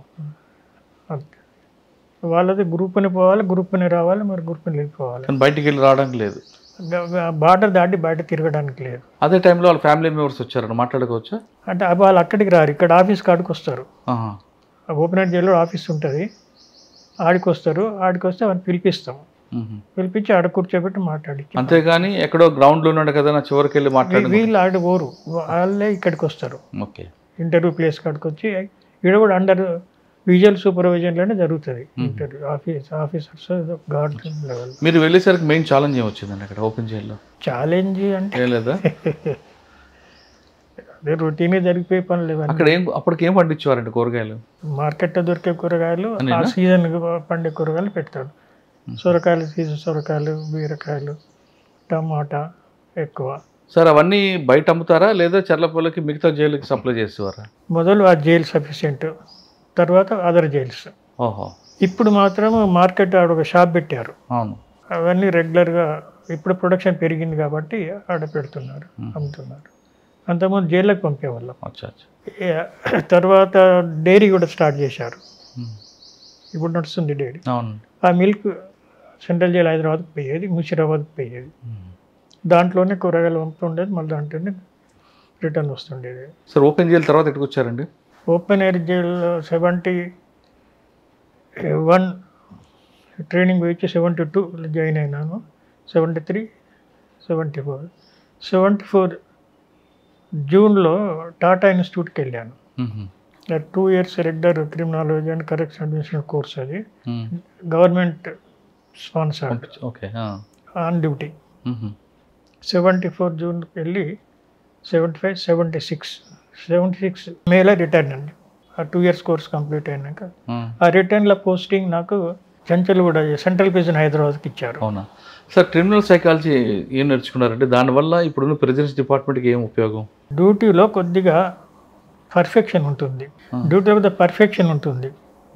ఇప్పుడు before training, after training same వ్యక్తి సేమ్ పనులు చేస్తాడు, కానీ కొద్దిగా ఆ ప్రొసీజరు పర్ఫెక్షన్లో ఆఫ్టర్ ట్రైనింగ్ ఎట్లుంటుందో ఈ కోర్సు వచ్చినాక ఒక్కొక్క నార్మల్ ఆఫీసర్కు ఈ ట్రైన్ తీసుకున్న ఆఫీసర్ తేడా ఉంటుంది, కొద్దిగా తేడా ఉంటుంది. అని ఏం నేర్చుకున్నారండి అక్కడ మీరు? అంటే క్రిమినల్ సైకాలజీ నేర్చుకున్నారా? అక్కడ సబ్జెక్ట్ క్రిమినాలజీ, దాంట్లో సోషాలజీ, సైకాలజీ కూడా అనుబంధం ఉంటాయి. 2 years కోర్సులో ఫస్ట్ ఇయర్లో అన్ని బేసిక్ ఉంటాయి. ఇవి సెకండ్ ఇయర్లో 2 semesters కంప్లీట్ ఇదే ఉంటుంది. ఒక ప్రాజెక్ట్ ఉంటుంది. ఆ ప్రాజెక్ట్ కొరకు సెలెక్టెడ్ స్టేట్స్ 2-3 స్టేట్లు పెట్టుతారు. నేను ఢిల్లీ అండ్ కలకత్తా పెట్టుకున్నాను. ఆ 2 స్టడీ చేసుకుని అది సబ్మిట్ చేసి. అంటే మీరు తీసుకున్న కేస్ స్టడీ ఏంటంటే అప్పుడు ప్రిజనర్స్ ప్రీమేచర్ రిలీజ్. ఇప్పుడు కూడా లైఫ్ అంటే లైఫ్ వరకు ఉండరు. అప్పుడు some time there cases will reviewed, దాని కాదు ప్రీమేచర్ రిలీజ్. దాన్ని యూనిఫామ్ ఒక్కొక్క స్టేట్కి ఒక తీరుగా ఉంది దాన్ని యూనిఫామ్ స్టడీగా చేసి సబ్మిట్ చేసాము. అది అట్లా సరే అది ఇటువంటి ఎన్నో వస్తుంటాయి ప్రోగ్రామ్స్, అది జరిగింది. అది ఓకే. అది అయిన తర్వాత చంచల్ కూడా పోస్టింగ్ చంచల్ కూడా. ఇక్కడ వేరేగా ఉంటారు కానీ క్రిమినల్స్ ఎలాగ ఉండదు మీకు? వేరే ఎందుకు ఉంటారు, ఇప్పుడు ఉన్నట్టు అప్పుడు ఉంటారు. కాకపోతే మనం తిరిగి వచ్చినాం కాబట్టి మన పెర్ఫార్మెన్స్ కొద్దిగా డిఫరెంట్ ఉంటుంది అండి. వాళ్ళకు మనకు కొద్దిగా డిఫరెంట్ ఉంటుంది. అట్లా అక్కడ ఎంతకాలం పనిచేస్తారండి? 80 వరకు చేశాను. 76 to 80 4 years. ఆడున్నప్పుడే ప్రమోషన్ వచ్చింది జైలర్గా. సార్ 76 to 80 మధ్యన మీకు అక్కడ ట్రబుల్ మాంగర్ ఏమైనా ఎదురుపడ్డారా? అంటే అట్లా కరెక్ట్గా ఐడెంటిఫై ఇప్పుడు నేను ఎక్కువ టైం ఆడ ఏం పని చేశానంటే అప్పుడు వెల్ఫేర్ ఆఫీసర్ పోస్ట్ ఖాళీ ఉండే. నేను ఇన్ఛార్జ్ వెల్ఫేర్ ఆఫీసర్ ఇచ్చి నేను ఎక్కువ వెల్ఫేర్ వర్కే చూశాను. ప్రిజనర్స్ది వాళ్ళ యొక్క ఫ్యామిలీ మ్యాటర్స్, రిలీజ్ మ్యాటర్స్, వాటికి సంబంధం వచ్చినాయని అవి చూసేవాడిని. ఇక రెగ్యులర్ డ్యూటీ అంటే అందరితోటి నైట్ డ్యూటీ చేసేవాడిని, మార్నింగ్ అంతా కలిసి తిరిగేవాడిని. నార్మల్గా జరిగేది. తర్వాత ఈ ప్రీమేచర్ రిలీజ్ ఎవ్రీ 3 years కోటి మీటింగ్ ఉంటుంది, దానికి ప్రిపేర్ చేయాలి రికార్డ్స్, ఎలిజిబుల్ క్యాండిడేట్. ఎక్కువ అడ్మినిస్ట్రేషన్ వర్క్ అంతా మీరు చూస్తారు. ఆ పోస్ట్కి అదే పని, వెల్ఫేర్ ఆఫీసర్ పోస్ట్ అది. నార్మల్గా అయితేనే ఎగ్జిక్యూటివ్ వర్క్స్ ఉంటాయి, ఇది వెల్ఫేర్ ఆఫీసర్. నేను ఎక్కువ కాలం హైదరాబాద్లో అదే పని చేశాను, ఆ పోస్ట్ ఖాళీ ఉంటుంది. తర్వాత జైలర్గా ప్రమోషన్ వచ్చింది. అక్కడ అప్పుడు ఉన్నప్పుడు అన్ని జైలర్ ప్రమోషన్ వచ్చింది. జైలర్గా ఎక్కడికి వెళ్ళారు? అన్ని పోస్టింగ్ ఇచ్చారు. చంచల్గూడలో జైలర్.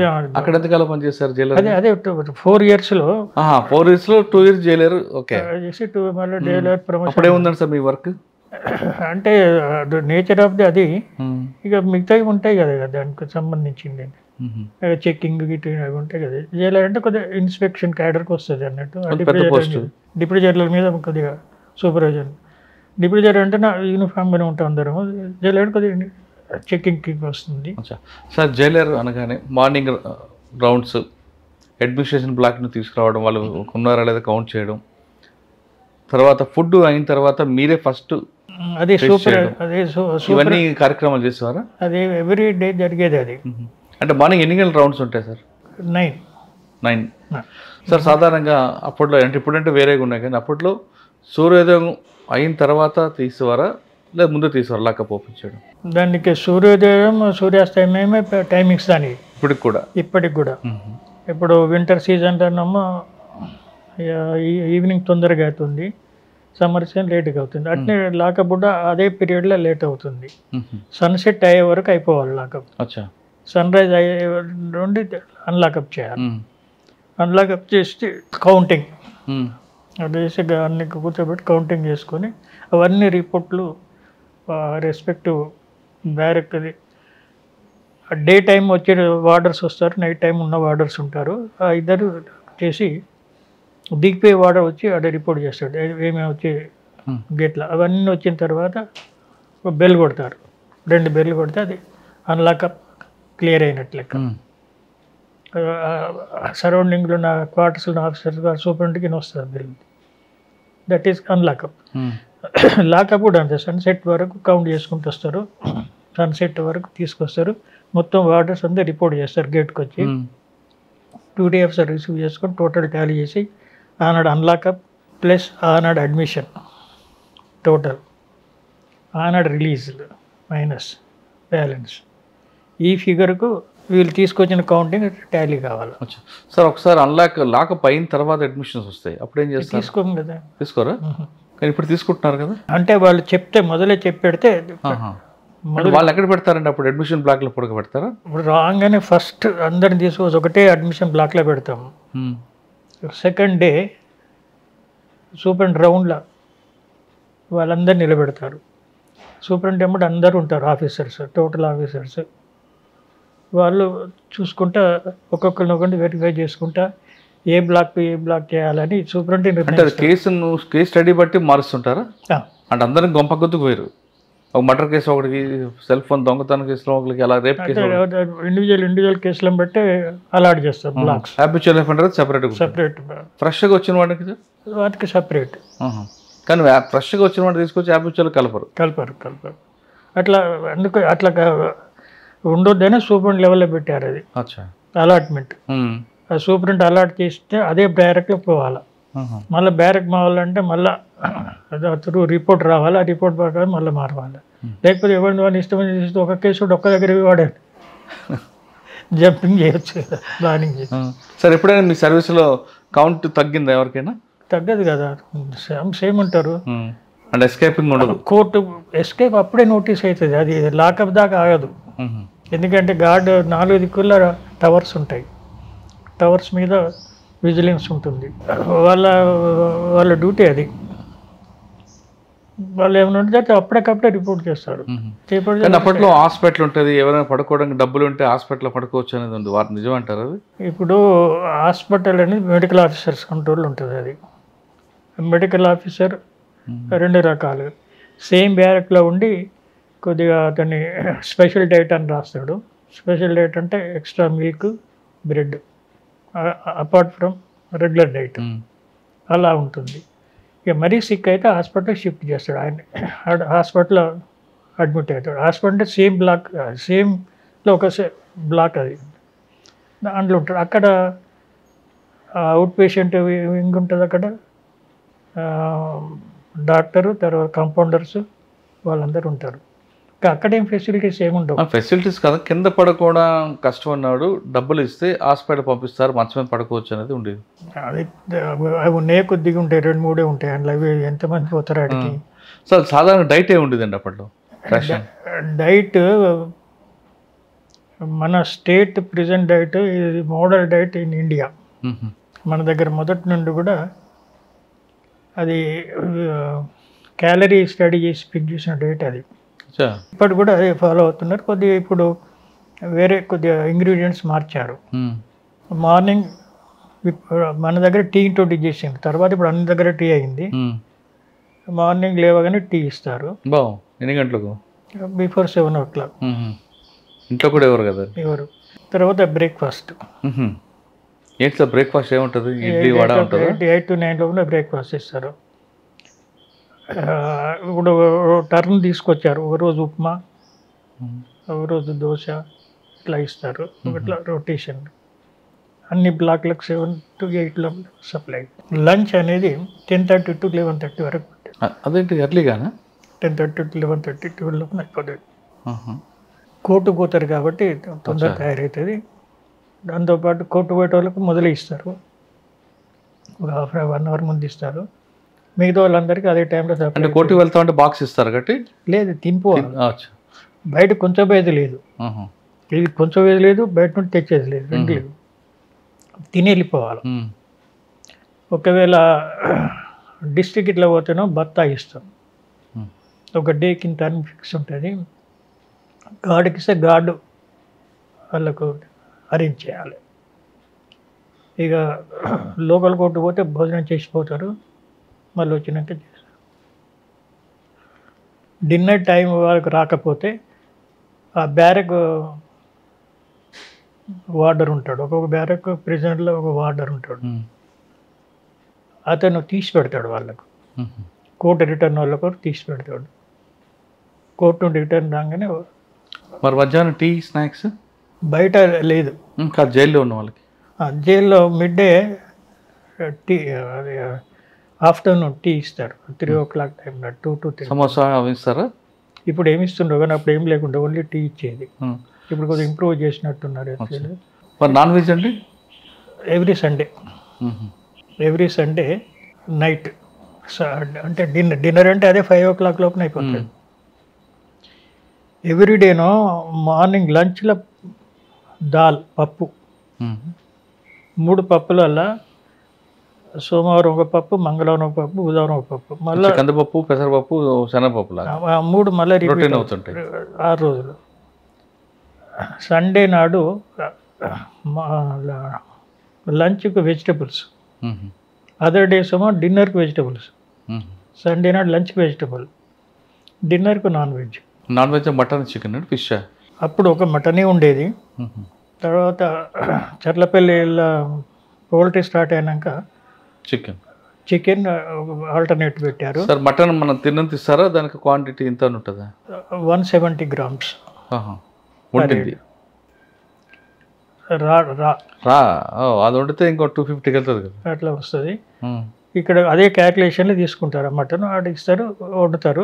ఎక్స్ట్రా కావాలనుకుంటే ఎక్స్ట్రా ఉండదు అంతే. సార్ నాన్ వెజ్ తిన్న వాళ్ళు ఉంటారు, వాళ్ళకి స్పెషల్ ఏంటి? వాళ్ళకు ఆలు ఆలు ఆలు కూర వండుతారు. ఏదో సమ్ స్వీట్ ఏదో తయారు చేసుకుంటుంది వాళ్ళు. స్వీట్ ప్లస్ ఆలు రెండు కలిపి కాంపెన్సేషన్. దీని బదులు రైస్ అదే ఉంటుంది, రసం దాల్ అదే ఉంటుంది. మటన్ బదులు ఆలుగడ్డ కూర. కొంతమందికి సిగరెట్ గంజాయి కావాలనుకుంటారు, అప్పుడు సిగరెట్లు అనేది ఇంటర్వ్యూలో వస్తే ఇచ్చేది. ఇప్పుడు మొత్తం బ్యాన్ చేసిందట. ఇప్పుడు ప్రస్తుతం అయితే లోపల ధూమపానం లేదు అనుకుంటున్నాను నేను.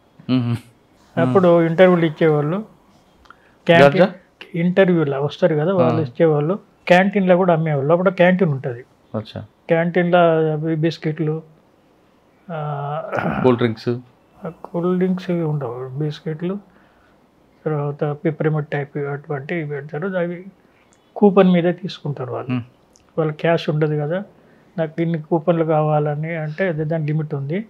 అతను పీపీసీ అనేవాళ్ళు. అడ్మిట్ అయినప్పుడు ఆయన పేరు మీద పీపీసీ అనేవాడు, పర్సనల్ క్యాష్. అందులో పెడతారు ఆ డబ్బులు.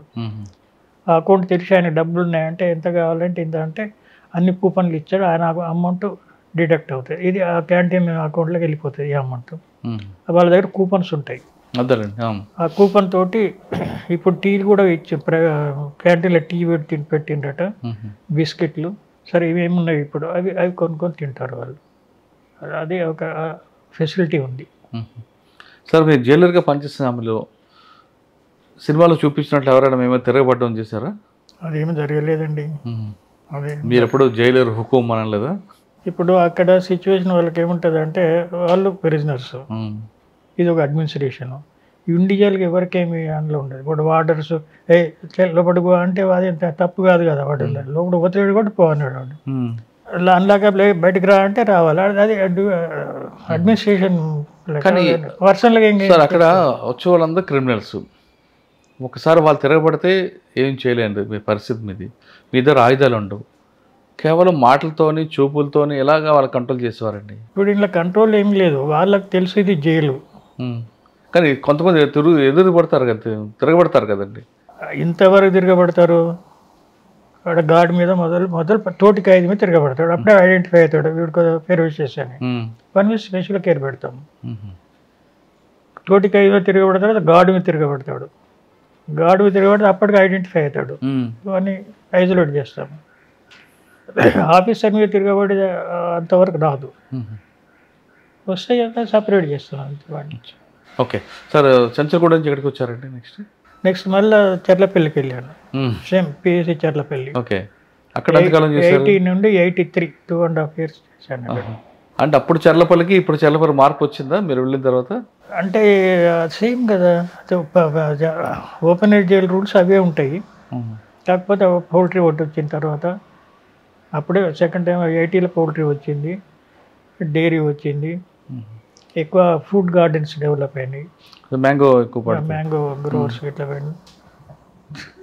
తర్వాత అక్కడ 2 సంవత్సరాలు చేశారా? 83 వరకు చేశాను. రైట్, నెక్స్ట్ అండి 83కి కడపకి వెళ్ళాను. కడప అక్కడ డిస్ట్రిక్ట్ జైలు సూపరింటెండెంట్కి పోయాను, డిఎస్పీకి పోయాను. కడప డిస్ట్రిక్ట్ జైలు ఉండి అప్పుడే కొత్త జైలు ఇయర్ మార్క్ చేశాను కానీ స్టార్ట్ కాలేదు. తర్వాత పోయినాక అవన్నీ చేసి కంప్లీట్ చేయించినాము. అక్కడ 3 years ఉన్నాను, 83 నుండి 86. ఓకే, అప్పుడు ఎవరు ఎదురుపడ్డారండి మీకు కడపలో మేజర్ క్రిమినల్స్? అప్పుడు ఏదో పొద్దుటూరు క్రిమినల్స్. అవునా? ఎంవి రమణారెడ్డి. రమణారెడ్డి వాళ్ళ కడప జైల్లో ఎలాగుండేదండి వాళ్ళ యాటిట్యూడ్? డిఫరెంట్గా ఉంటుంది ఎట్లయినా కొద్దిగా. మేము కూడా కొద్దిగా డిఫరెంట్. రాజశేఖర రెడ్డి గారు చంపిన వ్యక్తులు, సారీ రాజారెడ్డి గారు చంపిన వ్యక్తులు కూడా వచ్చేవారా, ఉన్నారు అప్పుడు? ఆ టైంలో రాజారెడ్డి అది కరెక్ట్ ఐడియా వస్తలేదు. రమణారెడ్డి గారు చూసారు? రమణారెడ్డి అయితే ఉండే, డాక్టర్ రమణారెడ్డి ఆయన జైల్లో ఆయన ప్రవర్తన ఎలాగుండేదండి? మా ఆర్గ్యుమెంట్ చేసేవాడా లేదా కామ్గా ఉండేవాడు? కామ్గా ఉండేవాడు, ఆర్గ్యుమెంట్ చేసేవాడు. వాళ్ళది యాక్చువల్గా ఆయన ఇటు మరి ఈ ప్రొఫెషన్ ఇందుకు రావాల్సి లేకుండే ఎట్లా వచ్చాడు. ఎందుకు వచ్చారండి? ఆయన డాక్టర్ కదా. అంటే ప్రొద్దుటూరు లోకల్ మరి ఆడ 2 గ్రూప్స్ ఉన్నాయి. ఆ 2 గ్రూప్స్లో ఇదో ప్రాబ్లం. దానివల్ల ఎవరిని లాగుతారు, అందులోకి లాగుతారు ఆ కాలంలో. ఇప్పుడు జర ఎడ్యుకేటెడ్ అయినట్టున్నారు, కానీ అప్పుడు లాగుతాడు. అట్లా జరిగి ఒక గ్రూప్లో ఉంటే అందరినీ పెడతాడు వాడు. అట్లా సఫర్ చేయాలి. కడప నుంచి ఎక్కడికి వచ్చారు సార్? నెక్స్ట్ కడప నుండి నల్గొండకు ఎంతకాలం చేశారు? నల్గొండకు నేను కడప 83లో పోయి 86లో నల్గొండకు వచ్చాను. 4 years ఉన్నాను నల్గొండలో. అక్కడే ఉందండి మీకు అప్పుడు? దానికి దీని మార్పు ఉందా కడపకి నల్గొండకి? డ్యూటీ సేమ్, క్రిమినల్స్ మారుతుంటారు. ప్రిజనర్స్ కొద్దిగా తేడా ఉంటారు. ఇక్కడ ఇటువంటి రాయలసీమ బాగుంది, ఇక్కడ బాగుంది క్రిమినల్స్? ఇక బాగాని కాదు, ఎక్కడిది అక్కడనే. అప్పుడు ఇక్కడ మీకు ఎక్కువ నక్సల్స్ కనిపించేవారేమో కదా నల్గొండ? అంటే టాప్ నక్సలైట్స్ని ఆడబెట్టకపోయేది కదా, సెంట్రల్ జైలు పెట్టేది. లోకల్గా ఉన్న వాళ్ళు కొద్దిగా ఉంటారు, నార్మల్గానే. అక్కడ పెద్ద తేడానే అవ్వకూడదు. ఓకే. అక్కడ లోకల్ కోర్టులకే వెళ్ళిపోతుంటారు. సెంట్రల్ జైల్లో నుండి ఉన్న ఖైదీ లోకల్ కోర్టుకి ఇక్కడ సెకండ్ కేసు ఉంటే వచ్చి ట్రయల్ అయ్యేదాకుండా మళ్ళీ వెళ్ళిపోతాడు. ఓహో. నల్గొండ తర్వాత అండి? అటు నుండి సంగారెడ్డి. ఓకే. ఎంతకాలం చేశారు అక్కడ? సంగారెడ్డి 2.5 years చేశాను. చాలా పాత జైలు కదా సార్ సంగారెడ్డి? నేను పాత జైలు కాడనే పనిచేశాను. తర్వాత కొత్త జైలు వచ్చారు, తర్వాత వచ్చింది చాలా కాలం అవుతుంది. చూసారండి, అది చాలా పాత జైలు. పాత జైలు, అది జైలు కొరకు కట్టలేదు. అవును. అది ఒక అని ఏమంటారు, ఒక పాతకాలంలో జాగీర్దార్ టైంలో గడిలా కట్టారు. గడిలాగా కట్టారు. అందులో ఏమేమి పెట్టేదో లోపల తెలియదు. దాన్ని జైలుకి కన్వర్ట్ చేశారు, చిన్నగా గేట్ లాగా పెట్టి. ఒక సైడ్ కిచెన్. ఎంతమంది ఉండేవారండి అప్పుడు సంగారెడ్డిలో? అబౌట్ 250-200 దాకా ఉండేవారు. అన్ని ఏ కేసుల మీద వచ్చేవారు సార్? అది లోకల్ కేసులన్నీ, అన్ని రకాలు. ఇప్పుడు ప్రతి డిస్ట్రిక్ట్లో డిస్ట్రిక్ట్ జైల్లో ట్రయల్స్ అన్ని కేసులు ఉంటాయి. కొన్ని డిస్ట్రిక్ట్లో మర్డర్లు ఎక్కువ ఉంటాయి, మర్డర్ కేసులు ఎక్కువ ఉంటాయి. కొన్ని డిస్ట్రిక్ట్లో మర్డర్ కేసు తక్కువ ఉంటాయి. ఇప్పుడు ఏరియాలో మర్డర్ కేసు తక్కువ ఉంటాయి. ఓకే. ల్యాండ్ అటువంటి డిస్ప్యూట్స్ కేసులో. సంగారెడ్డి తర్వాత అండి?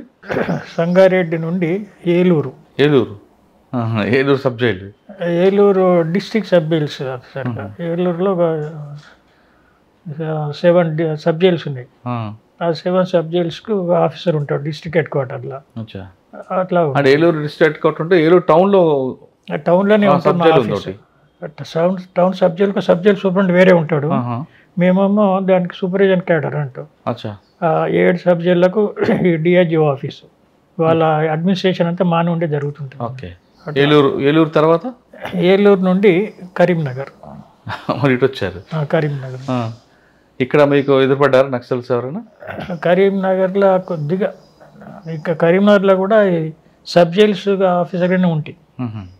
కరీంనగర్లో ఉన్న 5 సబ్ జైళ్ళకు ఆ సబ్ జైల్ ఆఫీసర్గా ఉంటుంది. ఓహో. మేము ఆ సబ్ జైల్లో ఉన్న ప్రాబ్లమ్స్ వాళ్ళ. సార్ మీరు పనిచేసిన టైంలో కరీంనగర్లో హంగర్ స్ట్రైక్ స్టార్ట్ అయింది కదా? అది డిస్ట్రిక్ట్ జైల్లో జరిగింది. మీ టైమే కదా అది? అంటే నేను సబ్ జైల్ సూపరింటెండెంట్ ఉంటే, డిస్ట్రిక్ట్ జైలు వేరే సూపరింటెండెంట్ ఉండే, కానీ మేము కలుస్తుండేది ఎవ్రీడే. అప్పుడు కొద్దిగా ప్రాబ్లం అయింది. వాళ్ళను అడిగా, అంటే అది ఒక ప్రిజనర్ ఉంటారు, లీడర్స్ ఉంటారు కదా, ఆ లీడర్స్ కావాలని చేశారు. ప్రిజనర్ లీడర్ వాళ్ళను వరంగల్ ట్రాన్స్ఫర్ చేసిన తర్వాత సబ్సైడ్ అయిపోయింది. సార్ నిజామాబాద్ వెళ్ళక ముందు మీరు చాలామంది క్రిమినల్స్ చూస్తుంటారు, మాట్లాడుతుంటారు. ఒక్కొక్కరిది ఒక స్టోరీ ఉంటుంది. కొన్ని నిజం చెప్పొచ్చు, కొన్ని అబద్ధం ఉండొచ్చు. కానీ మీకు ఎవరు నిజం చెప్తున్నారో ఎవరు అబద్ధం చెప్తున్న విషయం మీకు అర్థమైపోతుంది, ఎందుకంటే మీరు క్రిమినల్ సైకాలజీ చేశారు కాబట్టి. కానీ నిజంగానే అన్యాయం ఇరుక్కున్నాడు పాపం అని ఒక ప్యాథిక్ స్టోరీ అని చూసారా మీరు? చాలా ఉన్నాయి, అవే ఎక్కువ ఉన్నాయి. ఇది ఒకటి చెప్పగలరు? ఒక్కటని కాదు, అవే ఎక్కువ ఉన్నాయి. ఏదంటే మీకు బాగా కదిలించి అరే అన్యాయంగా ఇరుక్కున్నాడు అనేది ఉందా? అనిపిస్తుంది.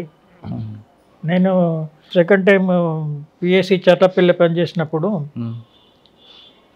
ఒక అతను ఉండే, అతను ఆఫీస్లో పనిచేసేవాడు. సార్ క్యాజువల్గా అడిగితే ఇంత ఇన్నోసెంట్గా ఉన్నావు, నువ్వు ఎట్లా మర్డర్ చేసినావు అని అడిగాను. నేను చేయలేదు సార్ అని. మరి ఎట్లా వచ్చి నువ్వు అన్నాను. వాళ్ళ పాలుల డిస్ప్యూట్ ఉంటాయి కదా, ఒక పాలు ఆయనను ఇంకొక ఆయన చంపాడు. అంటే వాడు చావు బతుకులు ఉన్నాడు. వాటికి అది స్టేట్మెంట్ తీసుకుంటుంటారు కదా, తీసుకున్నప్పుడు వాడు కావాలని ఈయన పేరు చెప్పాడట చనిపోతూ. అట్లా చెప్పాడు సార్, చెప్పట్లో వచ్చేసాను. అంటే వాడది ఇన్నోసెంట్ అని అనిపిస్తుంది. దాన్ని మనమేం చేయలేము. అవును. అన్నీ దాటుకున్నాకనే ఆడికొచ్చారు వాళ్ళు. అది ఓపెన్ చేయాలంటే అప్పటికే చాలా లైఫ్ అయిపోయింది. అటువంటి వాళ్ళు ఉంటారు. వీడు మరీ ఇన్నోసెంట్ కాబట్టి ఇట్లా చెప్పాడు. కొందరు మీడియంలో ఉంటారు, వాడు చేయడు కానీ గ్రూప్లో ఉంటాడు. వాడు చేయాలని కూడా ఉండదు కానీ గ్రూప్లో ఉండి కాబట్టి పెట్టేస్తాడు. ఇది ఎక్కువ ఎక్కడ జరిగేది అంటే ఆ కాలంలో, ఇప్పుడు ఆడ మారిపోయింది.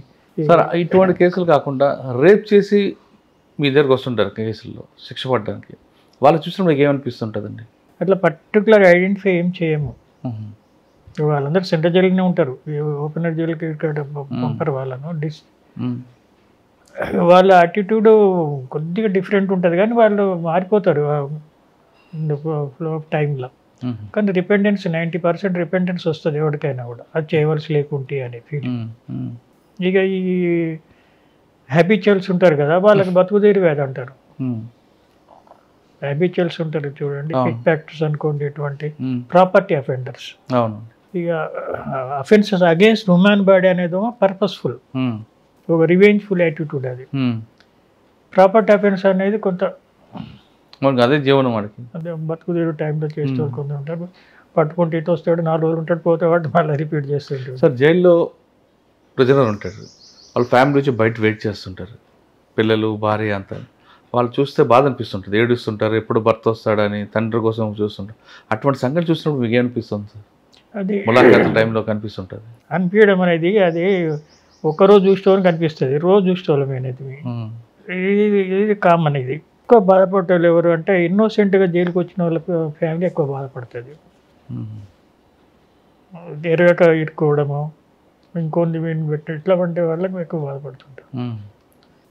మా సైడ్ ఉండేది ఏముండదు. ఇంటర్వ్యూ అంటే లిబరల్గా ఇస్తాం. ఫ్యామిలీ అంటే ఇప్పుడు వీక్లీ 2 ఇంటర్వ్యూలు అంటే 3 వస్తేనే ఇస్తాం ఫ్యామిలీకి వస్తే. కానీ ఇన్నర్ ములాఖాతులో పిల్లలు తండ్రి పట్టుకుని ఏడుస్తున్నప్పుడు మీకు కొంచెం బాధ అనిపించేదేమో కదా? ఫీలింగ్ ఉంటుంది దాన్ని మనం మీరేం చేయలేరు ఫీలింగ్ని. సార్ నిజామాబాద్ జైలు మీరు వచ్చారు, నిజామాబాద్ జైలుకి మీరు వెళ్ళక ముందు ఆ కొండ గుట్ట మీద జైలు గోడలు బద్దలు కొట్టుకొని మొత్తం అందరూ పారిపోతారు. మీరు వెళ్ళేసరికి ఆ సీన్ ఎలాగుంది, అది పూర్తిగా మరొకసారి జైలుగా మార్చడానికి మీరు పడ్డ కష్టం ఏంటి? వాళ్ళు జైలు గోడలు బద్దలు కొట్టలే, తలుపు పగదుకుని వెళ్ళిపోయారు. తలుపు కూడా బద్దలు కొట్టలే, నూకినారు, తోసుకుంటూ పోయారు. ఎంతమంది అండి? వాళ్ళు లోపలికి వెళ్ళి తరిమినారు అందరినీ. ప్రిజనర్లో కొందరు లీడర్ లాగా ఉంటారు కదా, వాళ్ళు తరిమికొచ్చిండ్రు అందరినీ. వాళ్ళు ఎందుకు తరుగుతుండో సగం మంది తెలియదు. గేట్లకి వెళ్ళి బయటికి తరిమారు. అందరు వచ్చేసారు, ఒకరు 10 మంది తప్ప అనుకుందాం. అది 72 మెట్ల మీద ఉంటుంది అది జైలు. అది ఆ కిందికి తరిమారు. ఆ కింది 7 వాళ్ళు తెలుగు మళ్ళీ అందరు పైకి వచ్చారు. వాళ్ళు ఎటు వాళ్ళు తెలియదు కదా వాళ్ళకి కూడా, మళ్ళీ వాళ్ళకి తెలుసు మళ్ళీ పట్టుకుంటారు, ఇవన్నీ శిక్షలు ఎక్కువ అయితే కానీ తెలిసి మళ్ళీ అందరు పైకి వచ్చారు. ఫైనల్గా చూస్తే about 72 members are less escape. ఎందుకండి? వాళ్ళని ఎస్కేప్ కింద చేసి వాళ్ళని లిస్ట్ తయారు చేసి. ఎందుకు ఎస్కేప్ అవ్వాలనుకుంటున్నారు జైలు నుండి? అది రౌడీజం, గుండాయిజం లేకుండా. నిజామాబాద్ జైలు ఎట్లా అంటే 3 స్టేట్స్ బార్డర్ మీద ఉంది అది. ఇటు ఆంధ్రప్రదేశ్, అటు కర్ణాటక, అటు మహారాష్ట్ర.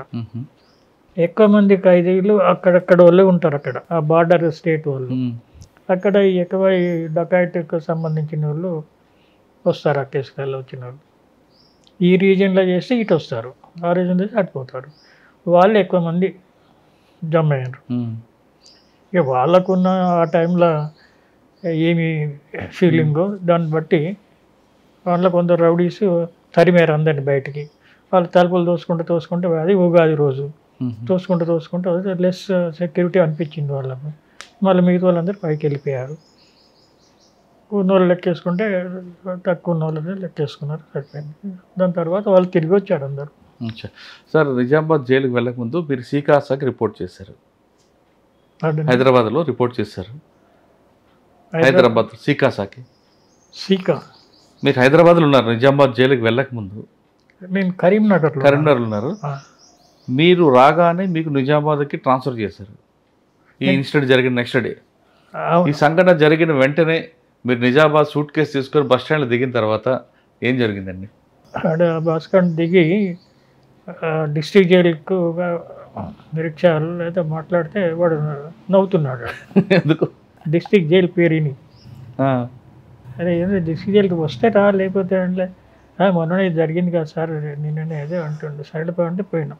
ఆడ కింద అది మెట్ల పైన ఉండదు, జైలు పైన కింద గార్డు దగ్గర, గార్డు కింద ఉండేది, కింద గార్డు దగ్గర పెట్టేసి నేను పైకి వెళ్ళిపోయినా. అది చూసినాము. దాన్ని బట్టి అప్పటికప్పుడు మీరు గుర్తుపట్టారు వాళ్ళు? మీ వాళ్ళు గుర్తుపట్టారు? మొదలు గుర్తుపట్టారు. చెప్పిన తర్వాత వాళ్ళకు ఇన్ఫర్మేషన్ వస్తుంది కదా. అంటే వాళ్ళ వెళ్ళేసరికి ఆల్రెడీ ఇన్సిడెంట్ జరిగింది కాబట్టి అలర్ట్గా ఉన్నారా, ఇంకా రిలాక్స్ మూడ్లో ఉన్నారండి? అట్లని కాదు కానీ ఉండవలసినంత లేరు, టెన్షన్ అనిపించలేదు. సరే దాన్ని బట్టి కొన్ని మార్పులు చేసినాం సార్. టోటల్గా అంతా మళ్ళీ సెట్ చేయడానికి ఎంతకాలం పట్టిందండి? ఇది కరెక్ట్ ఇప్పుడు ఏం చెప్పలేదు, ఇంతకాలం అయింది. అదే ఆటోమేటిక్గా అయిపోతుంది లేండి. అది ఆ ఫీల్డ్లో ఉన్నోడికి తెలుస్తుంది ఆ టైంకు. నేచురల్గా చట్టం మనకు సపోర్ట్ ఉంటుంది కాబట్టి అందరు దాన్ని ఫాలో అవుతారు. ఇప్పుడు ఒక ఇండివిజువల్ మాకు చెప్పింది కొన్ని, ఆ చట్ట పరిధిలో ఉన్న సూపరింట్ చెప్పింది వేరు. దానికి ఒక శిక్షలు కూడా ఉంటాయి పాటించకపోతే. అలా తర్వాత లోకల్ ఎస్పీ తోటి పీకొని కలిసి ఎక్కువ ప్రొడక్షన్ ఇంప్రూవ్ చేయడము, తర్వాత కలెక్టర్ని కలిసి కొన్ని ఫండ్స్ను R&B ఈకి రిలీజ్ చేయించి వాళ్ళ ద్వారా కొన్ని రిపేర్ చేయించి మాకు ఈ ప్రొసీజర్ గవర్నమెంట్ వల్ల డిపార్ట్మెంట్ ఆఫ్ టైం అట్లా చేసి కొంత చేసేసినాం. సెట్ చేసి ఎట్లయినా ఆ జైలు సూట్ కాదని చెప్పేసి అది డీజీకి రాసి పర్మిషన్ తీసుకొని కొత్త ల్యాండ్ ప్రొక్యూర్ చేసినాం, 54 acres. ఓకే, కానీ అక్కడ ప్రొవోక్ చేసిన పర్సన్ తర్వాత దొరికాడా? వాళ్ళు అందరు దొరికారు, అందరు పోలీసులు పట్టుకొస్తారు. నేను అనుకుంటే ఒక 1-2 people 4 people దొరకనట్టుంది, కానీ వాళ్ళు కూడా ఇక్కడ ఎన్కౌంటర్ చేసిన అదే యూనికిడి మొత్తం దొరకారు. మొత్తం కేసు సాధారణ జైలు నుంచి పారిపోయిన తర్వాత మీకు ఆ బడ్డీని బాగా పడతారు, ప్రెజర్ ఉంటుంది, తీసుకొస్తారు. తీసుకొచ్చి కొడతారా లేదంటే పనిష్మెంట్ ఎలాగిస్తారు? లేదు లేదు, కొట్టడం అనేది మళ్ళీ మనకే రిస్క్. ఇప్పుడు ఉమెన్ అసాల్ట్ అనేది ఇప్పుడు ఎవరికైనా రిస్కే, వాడు పొజిషన్లో ఉన్నవాడికైనా రిస్కే, నైబర్ కూడా రిస్కే. అది it is not approved by. కానీ జైలుకి వచ్చాక చాలా మంది ఆత్మహత్య చేసుకుంటారు, ఎందుకండి? అంటే వాళ్ళు చేసిన ఉంటుంది కదా పాపం, ఒక పాపం అని కాదు, బాధగా రిపెంటెన్స్. ఎక్కువ వీళ్ళు వైఫ్ని చేసి వచ్చిన వాళ్ళు చేసుకుంటారు, ఫ్యామిలీ మెంబర్స్ని చేసుకునే అవకాశం మేము చేయకుండా చూసుకుంటాము. అయినా కూడా ఒకసారి జరిగితే అట్లా వాళ్ళ అటువంటి వాళ్ళు జరుగుతారు, కానీ మిగతా వాళ్ళు ఏమి చేసుకోరు. వాళ్ళకు దాడిగా ఒక రిపెంటెన్స్ ఒకటి, నిరాశ రెండు. సార్ నిజామా తర్వాత చెంచల్గూడ, హైదరాబాద్. అక్కడ ఎంతకాలం? ఒక 2 years. తర్వాత రిటైర్డ్. ఓకే, చెంచల్గూడతో రిటైర్ అయిపోయారు. నిజామాబాద్లో ఫ్రాక్షన్ తక్కువ, అదే 4 years కొద్దిగా తక్కువ 4 years ఉన్నాము. అక్కడ నుండి హైదరాబాద్లో రిటైర్మెంట్. ఓకే సార్, సాధారణంగా జైల్లో కన్వెన్షన్ వచ్చిన వాళ్ళకి మాత్రమే యూనిఫామ్ ఉంటుంది, ప్రిజనర్ డ్రెస్. అంటే యూటీ వాళ్ళకి ఉండదు. ఓకే, ఆ ప్రిజనర్ డ్రెస్లో కూడా వైట్ బ్లాక్ లైన్ ఉంటుంది, స్ట్రిప్ ఉంటుంది, 2 strips సింగిల్ స్ట్రిప్ ఉంటుంది. దానికి అర్థం ఏంటండి? అంటే అది డ్రెస్ కోడ్ ఇచ్చారు, అర్థం అనేది ఏం లేదు. ఆ స్ట్రిప్ ఉంటుంది, ఆ క్లాత్ కూడా జైల్లోనే నేస్తారు, అది బయట ఉండదు. ఆ స్ట్రిప్కి మీనింగ్ ఏమి ఉండదు అంటారా? మీనింగ్ ఏం లేదు, అది ఒక డ్రెస్ కోడ్లో పెట్టారు. అది కానీ గ్రీన్ డ్రెస్ వేస్తారు కొంతమంది.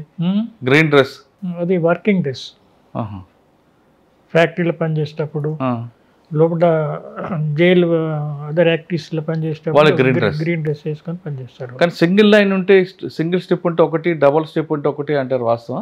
నాకంతా మీ టైంలో లేదు.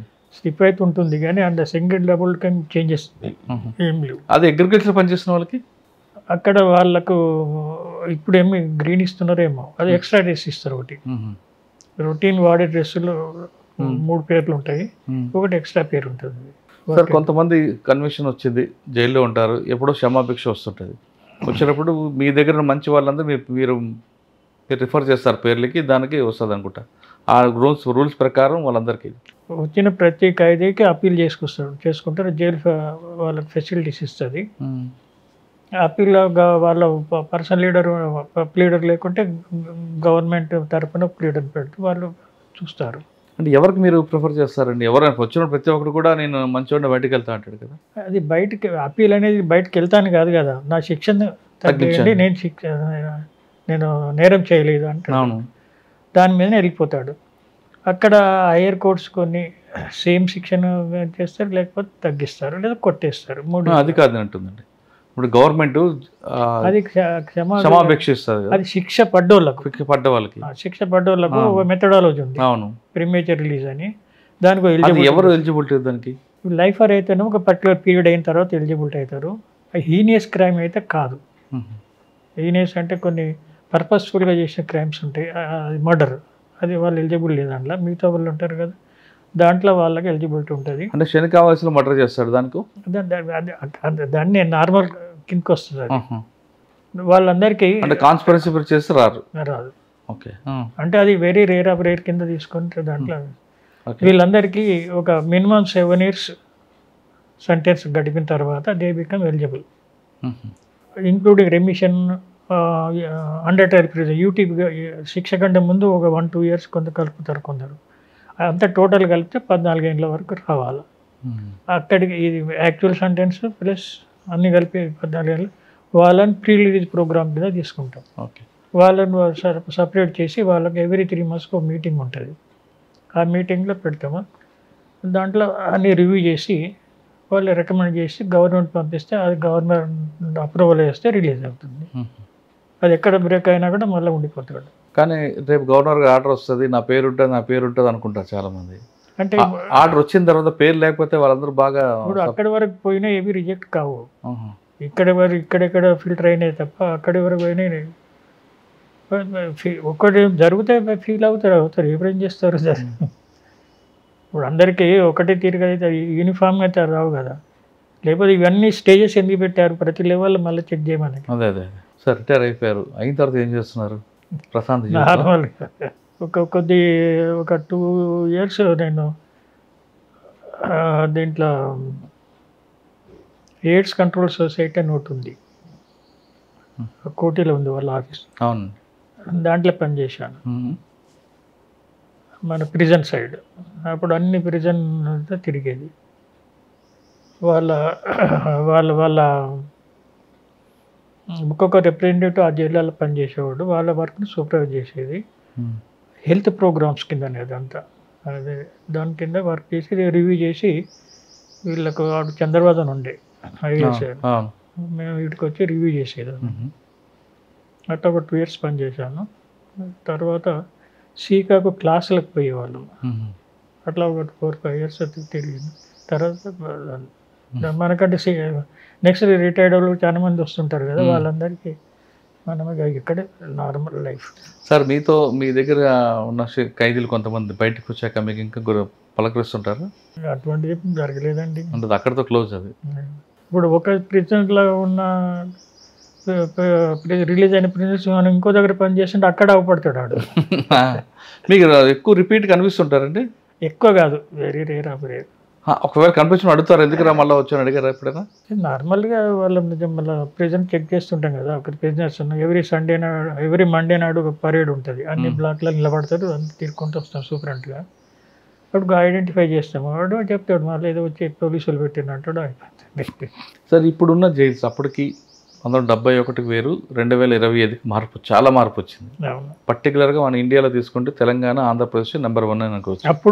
ఇప్పుడు ఇంకా జైల్ డిపార్ట్మెంట్ మీద అపవాదులు చాలా వినిపిస్తుంటాయి. డబ్బులు తీసుకుంటారని అవన్నీ ఇవన్నీ XYZ. అది కూడా రాకుండా ఉండాలంటే ఏం చేయాలంటారు? సొసైటీని మార్చాలి. సొసైటీ ఎలా? సొసైటీ మెంబరే అక్కడ ఎంప్లాయీగా పోతాడు.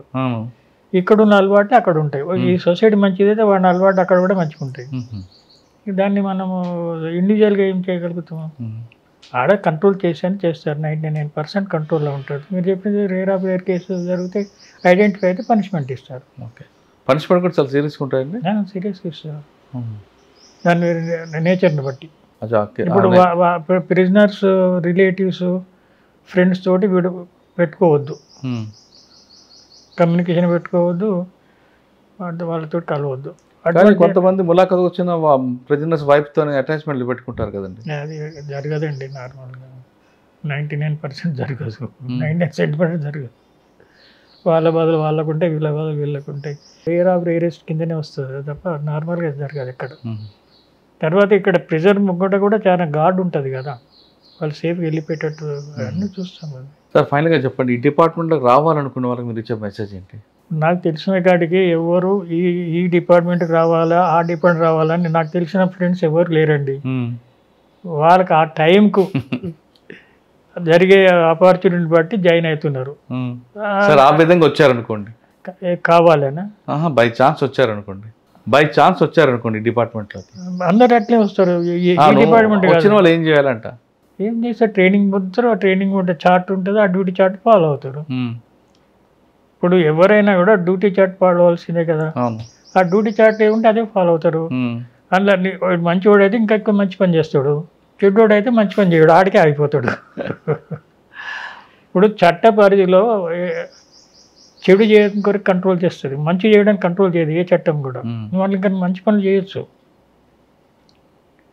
నువ్వు చెడు పోకుండానే చట్టం ఉంటుంది, అది కంట్రోల్ చేస్తుంది. కానీ సాధారణంగా ఒక రూమర్ ఉంటుందండి బయట, ఏమని 6 నెలలు వారితో వీరు తిరిగితే వీరు వారవుతారు, వారు వీరవుతారని. ఆ విధంగా ఏమైనా ఎదురుపడ్డాయా? ఇప్పుడు వీరు వారు అనేది సివిల్ లైఫ్లా, ఇది డ్యూటీ మైండెడ్. వాళ్ళు ప్రిజనర్ మైండ్, వాన్ మైండ్ వేరే ఉంటుంది, వీళ్ళ మైండ్ వేరే ఉంటుంది. ఇప్పుడు ప్రిజనర్స్కి వచ్చే ములాఖతు వాళ్ళ మైండ్ వాళ్ళకు ఉంటుంది. ఇప్పుడు ఎవరి మైండ్ సెటప్ వేరు ఉంటుంది. ఇప్పుడు వాళ్ళది ఆలోచన వీళ్ళకి రాదు, వీళ్ళ ఆలోచన వాళ్ళకి రాదు. కానీ కొంతమంది, అంటే నేను తెలంగాణ ఆంధ్రప్రదేశ్ అని కోడ్ చేయట్లేదు, కానీ కొన్ని జైల్స్లో అక్కడ పనిచేస్తున్న వాళ్ళు పాత నేరస్తులు అందరినీ ఒక గ్యాంగ్గా పెట్టుకొని దొంగతనం చేస్తుంటారు. అది జరగదండి, అది నాట్ ఏ పాసిబుల్ కేసు. అది జరుగుతుందంటే సొసైటీలో మరి నీచుడు అయితేనే. బై చాయిస్ జైలు డిపార్ట్మెంట్ వచ్చేవాళ్ళు ఖచ్చితంగా నీతిగా నిజాయితీగా పనిచేయనంటున్నారు శ్రీనివాసరెడ్డి గారు. ఆయన తెలంగాణ రాష్ట్రం కానీ ఆంధ్రప్రదేశ్ రాష్ట్రంలో కానీ చివరిగా జరిగిన ఉరిశిక్షను చూసిన వ్యక్తి, అదేవిధంగా నిజామాబాద్ జైలును కూడా ప్రక్షాళన చేసిన వ్యక్తి. ఇటువంటి ఆఫీసులు వచ్చినప్పుడు జైలు డిపార్ట్మెంట్ అనేది కేవలం శిక్షించడం కాదు, వచ్చిన ఖైదీలు పరివర్తన తీసుకురావడం అనేది ముఖ్యంగా గుర్తుపెట్టాలి. కాబట్టి ప్రతి ఖైదీలు పరివర్తన తీసుకొస్తే వాళ్ళు ఖచ్చితంగా మీ పట్ల గుర్తు ఉంచుకుంటారు అనే విషయం చెప్తున్నారు శ్రీనివాసరెడ్డి గారు. ఇది శ్రీనివాసరెడ్డి గారితో ఎక్స్క్లూజివ్ ఇంటర్వ్యూ. వచ్చే వారం మరొక మళ్ళీ కలుద్దాం. అంతవరకు నమస్తే, థ్యాంక్ యూ అండి. నమస్కారం.